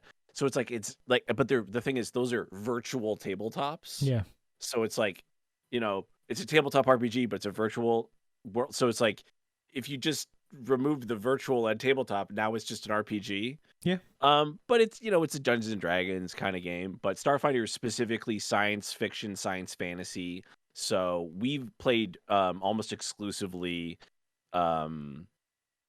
space characters. So I wrote this on Twitter. I'll it won't be exactly what I wrote on Twitter, but if you guys will allow, I'll actually tell you what we did in the game, because that's the whole fun of it, is that, like, my friend wrote a custom game, and it was like our own little bit, like, it was a little bit Guardians of the Galaxy, it was a little bit Serenity, it was a little bit Outer Space, Final Space. And if you don't know Final Space, is a phenomenal comedy show that is probably since been deleted from the internet because of it was a part of the Warner Did Disney. you say Final Space? Final Space, it's still on our Netflix. But it's supposed to be one of the things that was deleted. But I was watching it. Whatever. I loved it. Anyway, so we were a crew of 4 until the last session where one of our characters died, and we went up against what are essentially space Nazis. They're called the Aslanti Empire, and they have like mind powers, and they think they want to be pure blooded. They're humans as well, and only one of us was a human, which was there's a class where you have like the power of the sun, so you can like punch with the power of the sun. They're called Solarians. I played because when we were playing or thinking, coming up with these characters, I was playing my Vita a lot, and I was playing Gex. So I was like, fuck it, I could be a lizard dude. So Gex, the gecko, was my character, but I was a special forces sniper pilot medic, because my stats were like godlike. I had like 18 or 20 dexterity, like 18 intelligence, 18 wisdom, 18 charisma, 16 constitution, 14 strength. I just rolled incredibly well. But then, because I'm a DM usually, my rolls all campaign were terrible. I might have critted twice in, a full, I mean, we're talking like maybe 1,000 hours actually. Like, we played almost every weekend. So we went from being like these bumbling idiot heroes, strong word, to, saving the galaxy from whatever on my character's technical home, the species homeworld, but he was born in space, because he's not, whatever. So yeah, I was this like hotshot pilot, but I always played I would always be like, yeah, I'm the best pilot of the galaxy. Like, it wasn't a question ever. It was like, yeah, I'm the best pilot of the galaxy. But my roles would tell you otherwise, luckily. So you're like Star-Lord. Very much so. But also like a little bit of Deadpool, because the character of Gex in the video games just sits around and like eats tacos and stuff all the time. So my character was always like, I'm looking for tacos, burritos, and chimichangas at all times. And he's a lizard, so when he eats, he just sleeps after. So, like, he only does stuff if he's, like, in between this level of, like, he's sated, but he's not, he's got energy, but he's not asleep. Mhm. And at which point he's like, all he wants to do is like fly and shoot stuff. And there was a moment where we never upgraded our spaceship, so we had a freighter like the Millennium Falcon without the upgrades. And all these Star Destroyers are basically coming out of hyperspace in front of us. And everyone's like, whoa. And I'm like, it's fine, guys. I'm the best pilot of the galaxy. And I'm like, fail, roll, fail, roll, fail. Our shields are down. Our engines are going down. And somebody rolled a crit and we knocked out a shield on one of these Star Destroyers. And I go, don't we have one of those bombs that we stole the other day? They're like, yeah. So one of our guys had a robot named Theo. Who was a very like yeah, no, Theo survived. Theo survived. And Theo was like, a 10-foot tall Cylon, basically, and would be like, yes, master, blah, blah, blah. So we had Theo take this, which was a thermonuclear bomb, and throw it through space. And we crippled this Star Destroyer by throwing a nuke at it. And I'm not even like the Halo fan in the group. Like one of our guys is like a huge Halo fan. And I was like, didn't we just give the Covenant back their bomb? Isn't that like the whole thing? And it was like this really stupid moment where it's like, that should not have worked at all. But because it's an RPG and you're playing with your friend, like that's the kind of story. And like, you don't get that playing a video game either. And unfortunately, yeah, we were, one of our crewmates made a very unwise decision by, there was a like a Tesla coil, basically, was like the encounter we were in, and she decided that getting into a tree would be the safest place to be, and then covered herself in like sticky foam to insulate herself, which just trapped her in the tree, which then was struck repeatedly by lightning and killed her. And then so she wasn't there in the final battle, and I've neglected to mention my friend played, our characters were always at odds. Because he decided that he would be Zorak from Space Ghost, who's just a huge asshole. Who's like this, who's like a 10-foot tall praying mantis, but also a massive coward. So anytime we were in a fight, he would run away, he would hide, right? And he would just shoot blindly at back. And he would get like roll 20s all the time. He was critting people constantly. And just like, like in Archer where Cyril's like covering fire, that kind of thing, like just constantly. And in the end, the family of, our fallen comrade comes up. And I don't know, this is one of the worst things I've ever heard. So if you don't want me to say this, I won't say it. But it just, the whole campaign, we were just at odds. We were like, I'm going to kill you. I'm going to kill you. You son of a, like, just, for fun, because we're friends. Yeah. And in the end, Zorak, to comfort the family, goes, well, she died doing what she loved, being stuck in a tree. And I was just like, that's the moment. And I just took out my gun and shot him at the end of the campaign. He survived. And then we had this very Guardians of the Galaxy ending where we were like, all right, so we won. We saved the day. And then everyone's just leaving. Like everyone just gets in their spaceships and leaves. And we're like, oh, like, were you going to swing back around and pick us up? Or that sounds amazing. Everyone's they just all left us on this like destroyed planet. That's hilarious. Because we're just a bunch of fucking assholes. That sounds awesome. So I mean, that's what you get, in RPGs. Yeah, it's true. Or you can spend like half an hour trying to find a mimic, which is actually something. Which was the door. I didn't want to say it in case people want to play that. Does Pathfinder use the same D20 system as So yeah, I mean it's strength, dexterity, blah blah blah, all that stuff. It's built on the same bones. And technically some of the content between Starfinder and Pathfinder works. Okay. It's like cross whatever. I probably wouldn't try doing that because Starfinder has rules for using this stuff from Pathfinder. Like if you want to be an elf or an orc or whatever, you can be that stuff. But Starfinder also has like its own, and it has its own, and it's set in the same like galaxy, but the planet Starfinder is in the future. Like if you're gonna play in that universe, like I'm gonna use Starfinder. I'm working on my own Titanfall-esque game actually, where it's Red Dawn meets Titanfall. Actually, is my what I'm working on. That right sounds now. cool. because they just released a book a little while ago where it's all about like mechs. And I'm a big mech fan. You know, I used to play Mech Warrior and stuff like that. So Titanfall. I'm a big Titanfall fan. So I was like, how do I make this? Game. You know, how do I make this stuff work with like, you know, because third edition, which is what this all is all built on, is very modular. It's very granular. Mm-hmm. Whereas, like, unlike say fifth edition, which is a lot simpler, there's benefits there. I mean, it's more complicated, but there's benefits to that for stuff. So, Cool. Starfinder is other than the Star Wars Saga RPG, it's probably my favorite sci-fi RPG. And I've played a couple. I've played Traveler, I've played Savage Worlds, I've played Star Wars from Fantasy Flight Edge of the Empire, which is very good. I even played Rogue Trader once, which is a 40K game, which is like the only 40K game where you're not like a specific thing. You're just like regular people in That's the when galaxy. Steve perked up right now. He's like, what? 40K? Well, I don't know if Steve's like a big Rogue Trader fan because he's more of like Imperium of Man. Fair.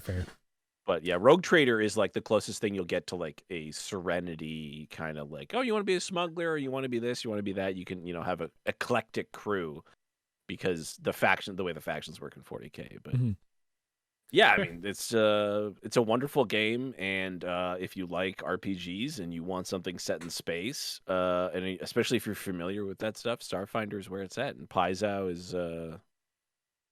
I wouldn't say they're a good company. They're still a corporation, but they're not. The smaller a corporation is, the more you can trust it. Usually, so. Yeah, fair. Yeah. Anyway, that's awesome. Like that game sounded awesome. You guys didn't record it or anything, did you? No. My friends aren't like no.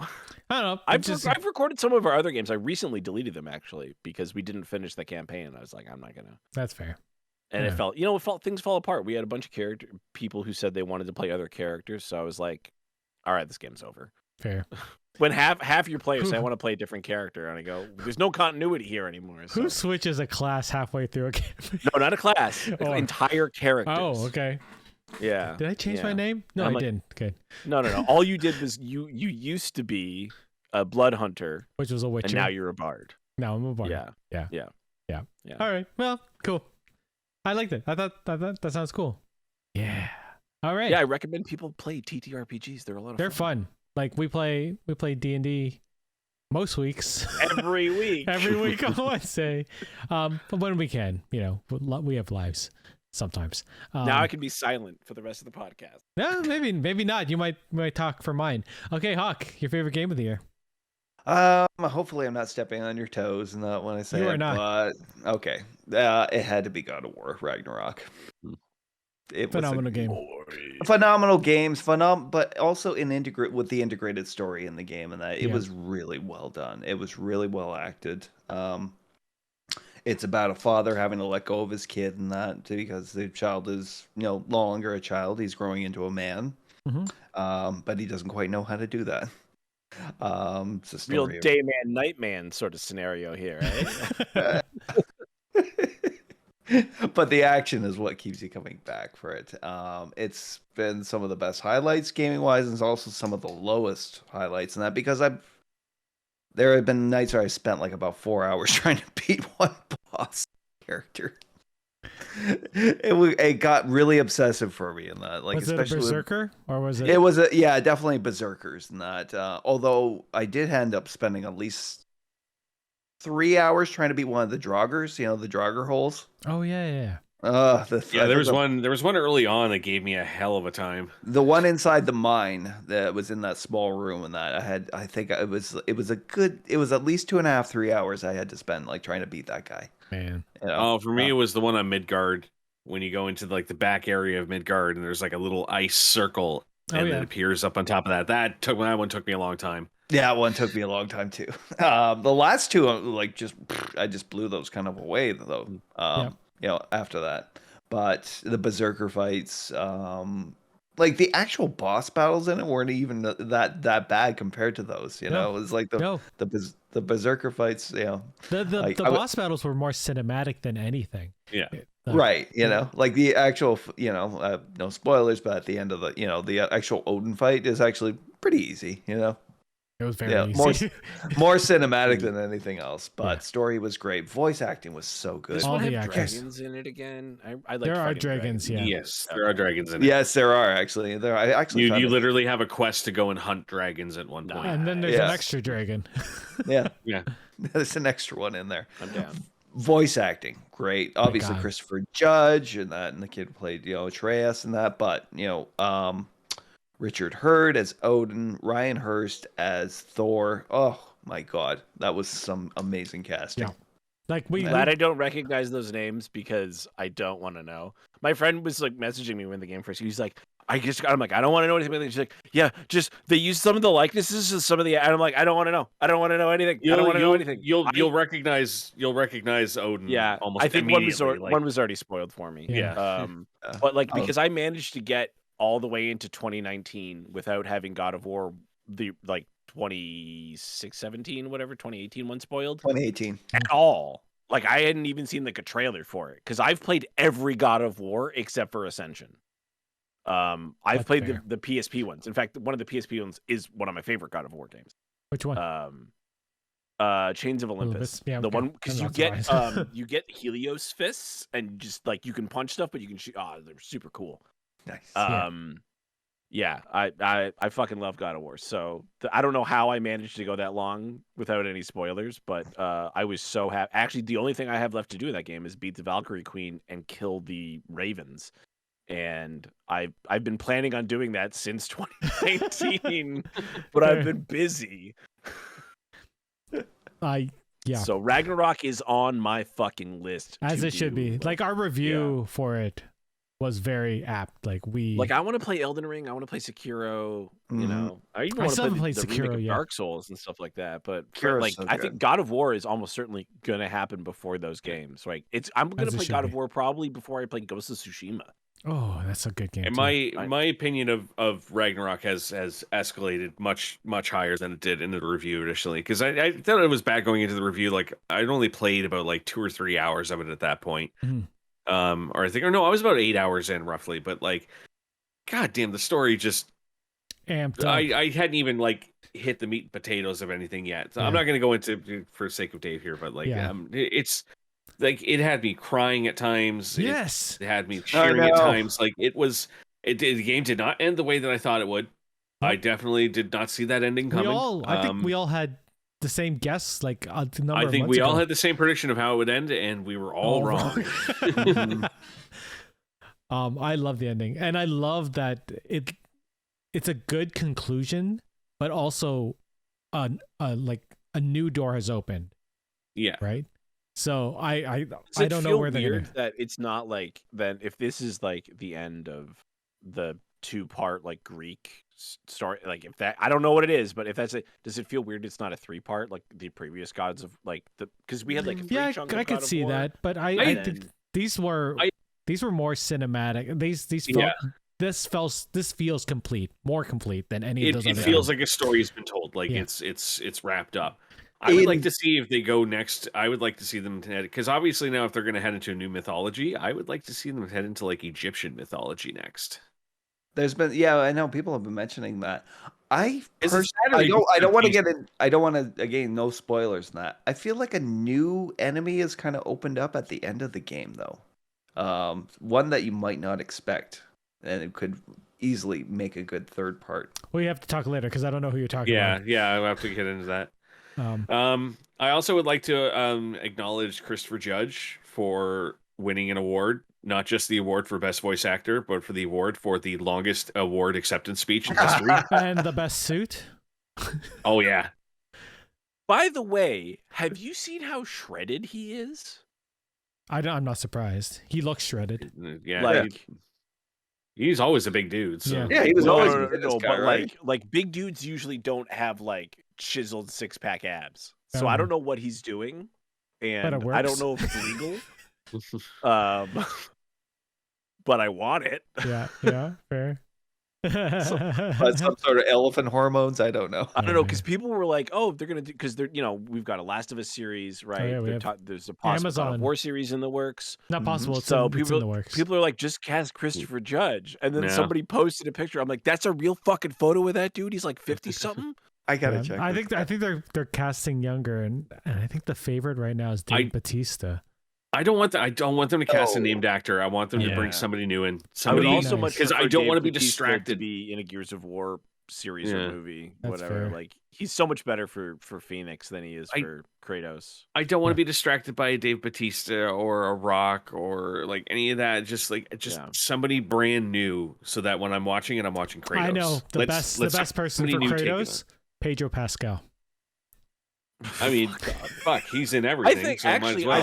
I think He would be good. Mike Coulter just said that he probably wouldn't return as Luke Cage, and I think he'd be just fine. Oh for yeah, that. he would be good. Good Right. one. He'd be Yeah. great. He's a big dude. He said he's been, keeping in shape, but like not, That is He's not- he's got a new movie just came out. Him and Gerard yeah. Butler. Yeah, Plane. apparently it's pretty good, actually. It's apparently really stupid but really fun. yeah. Interesting. so I'm looking forward to actually seeing added to my list to watch. Yeah. That is not Christopher Judge now, is it? My God. It's his. You're probably looking at a picture from his wife's Twitter. He's 57. Oh my God. He's I Jack mean- Laning this bitch. Holy I shit! Yeah, yeah. Like He could. Cool. Yeah. could. Yeah, he So could. apparently, as I understand, he was he had a real alcohol Yeah, problems, yeah. like in SG1, and then I think it's something that alcoholics do. It's like they get clean and they're like, I need a new addiction, and it's Oh. fucking lifting. Samuel Jackson, you know his story in that with like, crack addiction back in like the late 80s and like early 90s and that. No. You know what his yeah. He was a crackhead. You know what his passion is now? Golf. Pottery? Oh. Loves golf. He's obsessed with golf. It's what's his name? Seth Rogen. Like instead of he does still smoke a lot of pot, but now he does a lot of pottery as well. Like- And his briskets, baby. Way to stay on theme there, Seth I Rogen. know. I can't do his laugh. Oh man. Yeah, awesome. Runners up, Brent, for video game. Darkest Tales. Ooh, yeah. Dave? The Crusader Kings DLC that came. Hawk. I didn't play a lot of new games this year, and It doesn't have to be a new game. That's why I had Okay. to pick Starfighter. I literally didn't play a new game last year. that Demon Souls remake by Blue Point looks. Oh, It is. beautiful. It's a gorgeous game, eh? Yeah. Now that you have your PS5, you can go through all those Yeah. fun, things. Those, I have beaten the Armor Spider, so it's onward and upward from there, I was- right? I was going to pick God of War this year for my favorite game of the year. Oh wait, I should say my runner up. Disney Dreamlight Valley. Sure. I was gonna say God of War is my favorite game of the year, but it's not my most played game of the year. That is this game. Snap! Marvel Snap, Mm. which Actually, I did play Marvel Snap, and I Yeah. also played a little bit of Gotham Knights. But Gotham Knights is fun, but not amazing. yeah, Um, Snap is amazing. Marvel Snap is a collectible card game. It's a digital one. It's on PC. It's also on phones. On It's Steam specifically on your PC. yeah, Steam. Okay. And basically it's like any card game where you have different cards that have different powers, and then you fight another person, and you try and basically there's 3 zones. Each has a different effect, or maybe no effect at all, and you try and win with the most points. But this is all Marvel based, so all the different superheroes get different powers or different amounts of energy and stuff, and it's stupid fun. The seasons aren't that long. They're about 2 A months. month. Are they only a month? I think they're only a month. Yeah, but they've Because been great. there's a new season out today. I know. Today? Yeah, I think so. No, they I just did. got a thing. Jesus, Eric. It's your game of the year, for fuck's sakes. What? No, it's still the. We've got 2 more weeks of Savage Land. Yeah, Why 2 did I more get weeks of a Savage friggin- Land. why I was did gonna just say- get a- Savage Land has only been out for a couple weeks. But they've done like a couple themes. They did a Daredevil theme season. They did what? no, What was they did a Daredevil? Thor. They did a Thor season. There was Carnage.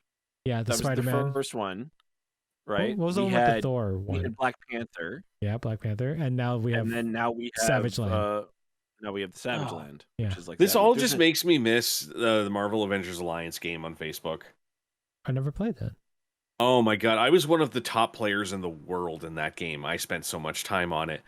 It was basically like it was the same setup. It was like different seasons and stuff like that. Like you complete missions to get rewards, and then Yeah, you you get get new missions in characters, those and you too. can level them up. You can level them up, but it was, instead of, it's not a card game. It's, you would actually send out, like, you would have your base character, which was your hero, Mhm. and then you would have you could select 2 members of your team, and you would go out and do like 3v3 battles of like Marvel heroes versus Marvel villains. Oh, neat. And it was like it got intense, like some of these battles that you would get into in that. And like Yeah. I had to have every character, I had to have them all leveled up, and they had every ability for them, and I had to be like the top ranked player in all the PvPs, and it became an obsession. So now I'm like, anytime I hear Marvel on phone, I'm like, yeah, I want to stay away. This game is stupidly addictive. And not necessarily in a bad way. It's a lot of fun. Yeah. But like there are so many cards that you're chasing, and you can't get them all. Like no one gets them all at the same time. They're all random boxes that you get. Mhm. Yeah, that's I how the guess- other game would work. I guess you could spend money and get some cards, but I'm not doing that. somebody spent like $2,600, I think, to get everything right. That's out right now. Oh. But it's like that's not the point of this game. That's not the point. Like it's No, it's you not. want to No, earn it- the stuff. Sorry, Huck, you were saying? I'm saying it's like, yeah, it's not the point. It's, there's just some dude who felt like, he just didn't need that $2,600. I'm trying to see The how journey. It's the journey, baby, not the destination. I only have 135 cards, and I still think that like I spent a lot of time in this game. I play it every day when I'm on the toilet as well. I'm just like, I'm playing a couple of matches because the matches are all pretty fast. There's only 6 rounds, so you're just like, you're going through 6 them. And there's so many there's a lot of I'm literally playing a match right now. There's so 'Cause many I talked about modifiers. it. Like you could get like a location might be the TVA. Boom! Now there's only 4 rounds in the game. Like Or you get 7 you got rounds. with Limbo. It's like you got this level. Oh, that means There's also ones where know. they're like, you know what?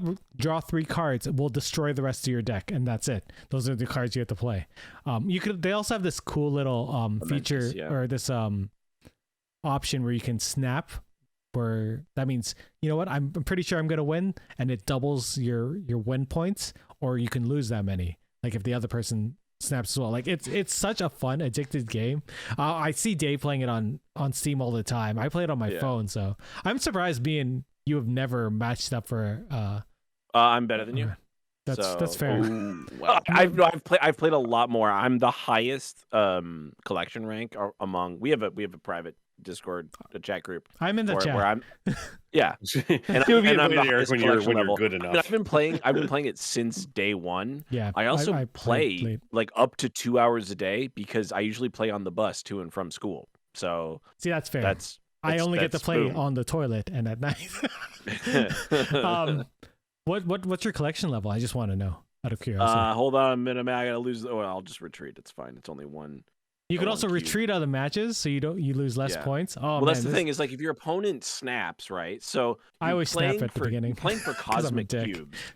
You're playing for cosmic cubes. I'll show you this little. Oh, you can't see. cubes Oh, there. Moon Girl. That's yeah. She got some points. I'm 1,000 or 2,107 is my collection level right now. Sir, which what is pretty it? high. 2,107. Damn, that is damn high. Yeah. I'm only 1,488.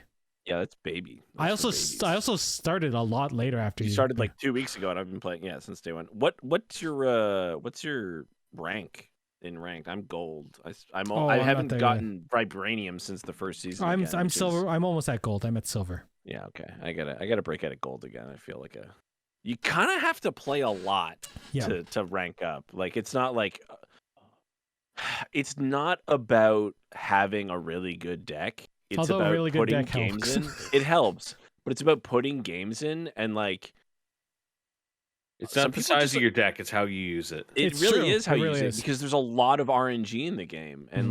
like a weaker deck can win because the game ends up, like, oh, you know what, we're gonna reverse these attributes or whatever. Or There's we'll so we'll many give you the different other things. person's deck. Yeah, right? and you Instead of- cannot, like, unlike sort of Magic, which you can kind of solve a little bit. You cannot prepare for everything in this. You just I love cannot. that. Like, you're like, oh, I'm gonna play this style, and like it's really just like pick a style, and then anytime you fight your counter, retreat. Yeah. Because you're good. Like the game defaults, okay, you're at 1 cube, and then you can snap, and then when the next round starts, then it'll go, okay, now you're playing for this many cubes, and you can only play for 8 cubes a match, and it takes 10 cubes to go like. To Well, go actually, up it a takes rank. 100 cubes technically to go from each level, so from silver to gold, gold to whatever. Every time you go through one of those levels, there's rewards.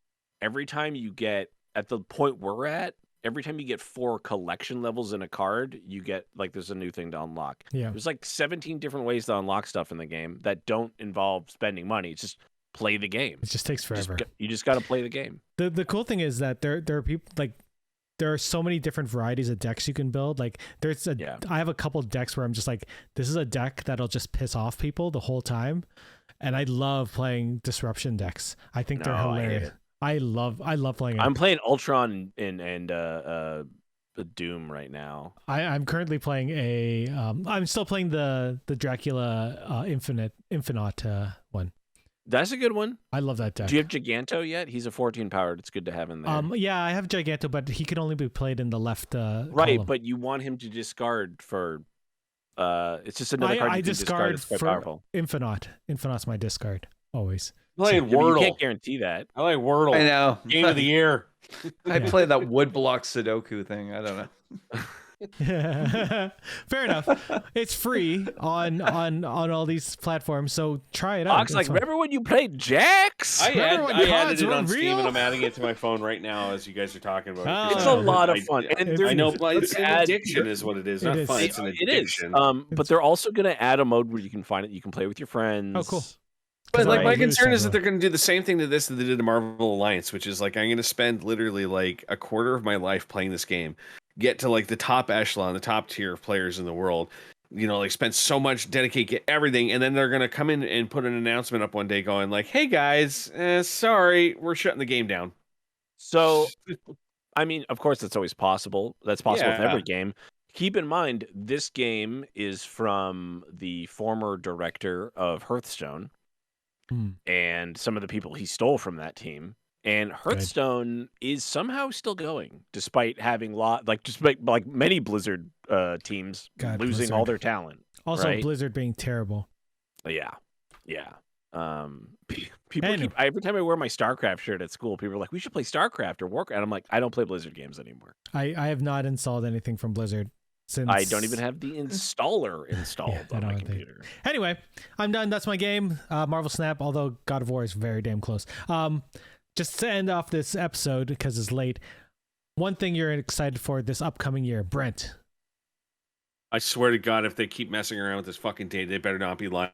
But God damn it, Silk Song should be coming out before June this year. Yep. I heard that as well. It is Hopefully. currently still scheduled. They have not changed the date yet, so it is still scheduled to be out before June this year. So that'd be hopefully- amazing.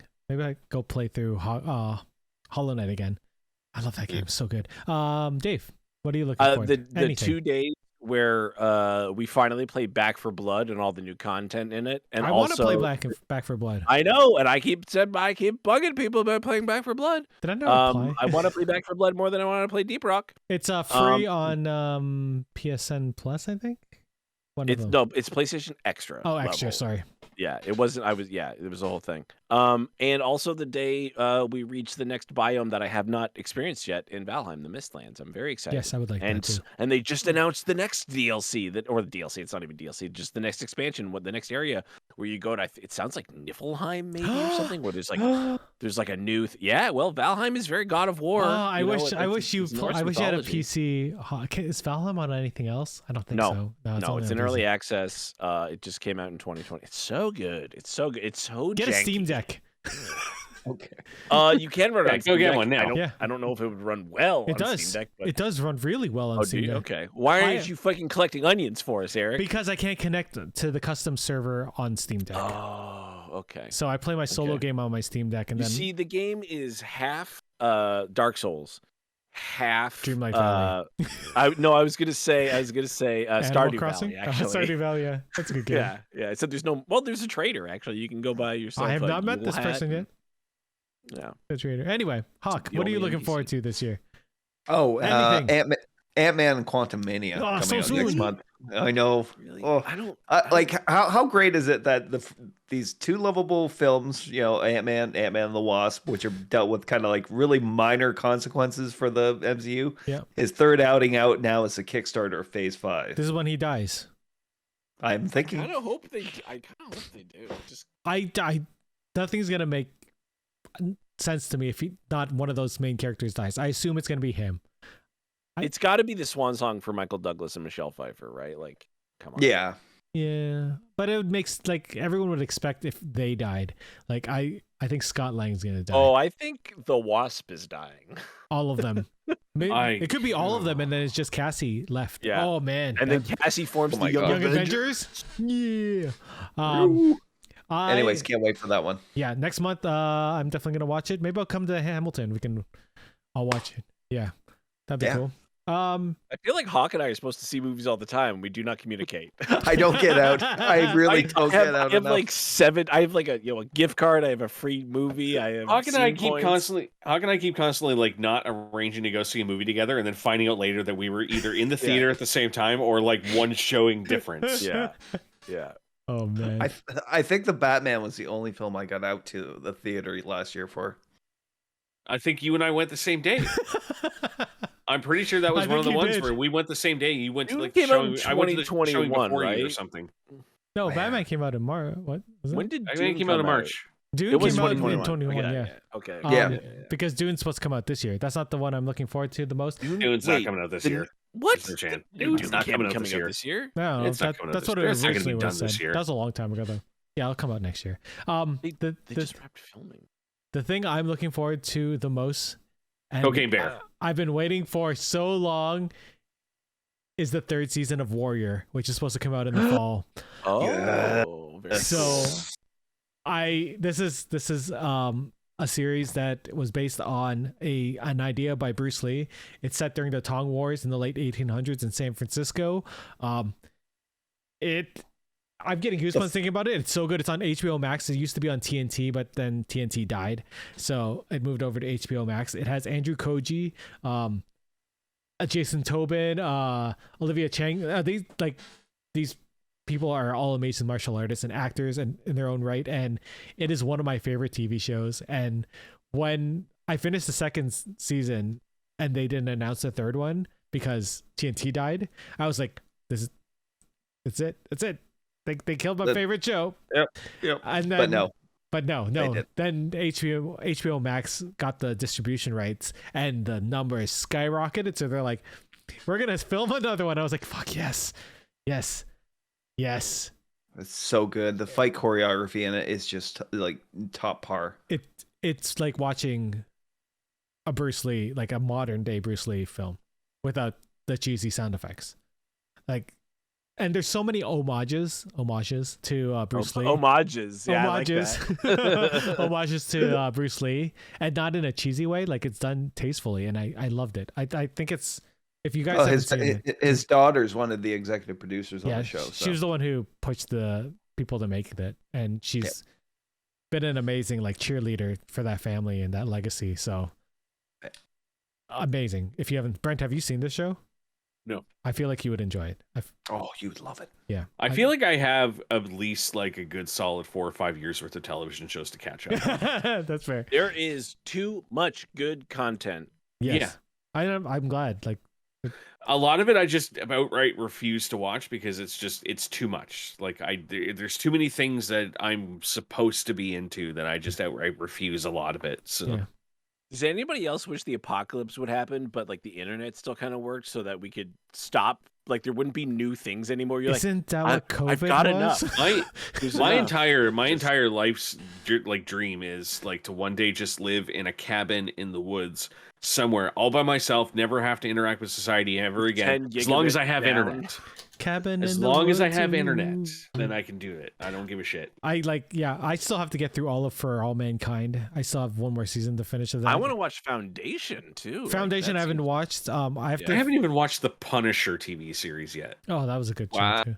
Wow, it was really good. Yeah. Yeah. Mythic Quest is really good too. Like, I love It's that show. pronounced Mr. Quest if you watch the Always Sunny podcast. yeah. Whatever happened to the Galaxy Quest TV show that was supposed to happen? It's still supposed to happen, but when Alan Rickman died, they totally scrapped it, and then they had to reimagine. I didn't realize that they were actually getting the original cast back for it. Yeah. Oh, okay. I Tim thought it was Allen's just they got were nothing gonna else to do but sling coke. So Well, yeah. Well, he also has the Santa Claus. Yeah. Anyway. and he's also got more Toy Story movies to not be hired back for. Oh. I don't know what our next episode's gonna be. We'll find out in a couple weeks. Maybe it'll be a music one. Maybe it won't. Maybe we'll talk about Ant-Man. I don't know. 2 weeks from now, we'll find I out. like Ant-Man. I don't remember what's going on right now. Oh, maybe we'll do Vox Machina. We have a couple. I want to do more watch alongs. Vox Machina on Friday that I'm definitely gonna watch. Maybe we'll I'll see do some that. of us. Yeah. So thank you guys for coming and talking about our favorite things. We'll see everyone out there. Thank you guys out there for listening. We'll talk to you guys soon. Goodbye. Happy 20th Trog Day, everybody. Yeah. 2023. Homages. Well, that's it for us this week on Geeks with Kids. If you want to get a hold of us, you can send us an email at podcast@geekswithkids.ca. And don't forget to like us on Facebook at facebook.com/geekswithkids. Follow us on Twitter at geekswithkidscn. Check out our pics on Instagram at geekswithkids. And you can find all of this good stuff on our website at www.geekswithkids.ca. So if you like what you hear, why don't you hit that subscribe button and leave us a comment. This podcast can be found on iTunes, Spotify, Google Play, Stitcher, YouTube, and your favorite podcasting app. Thanks again for listening, and we'll see you next time.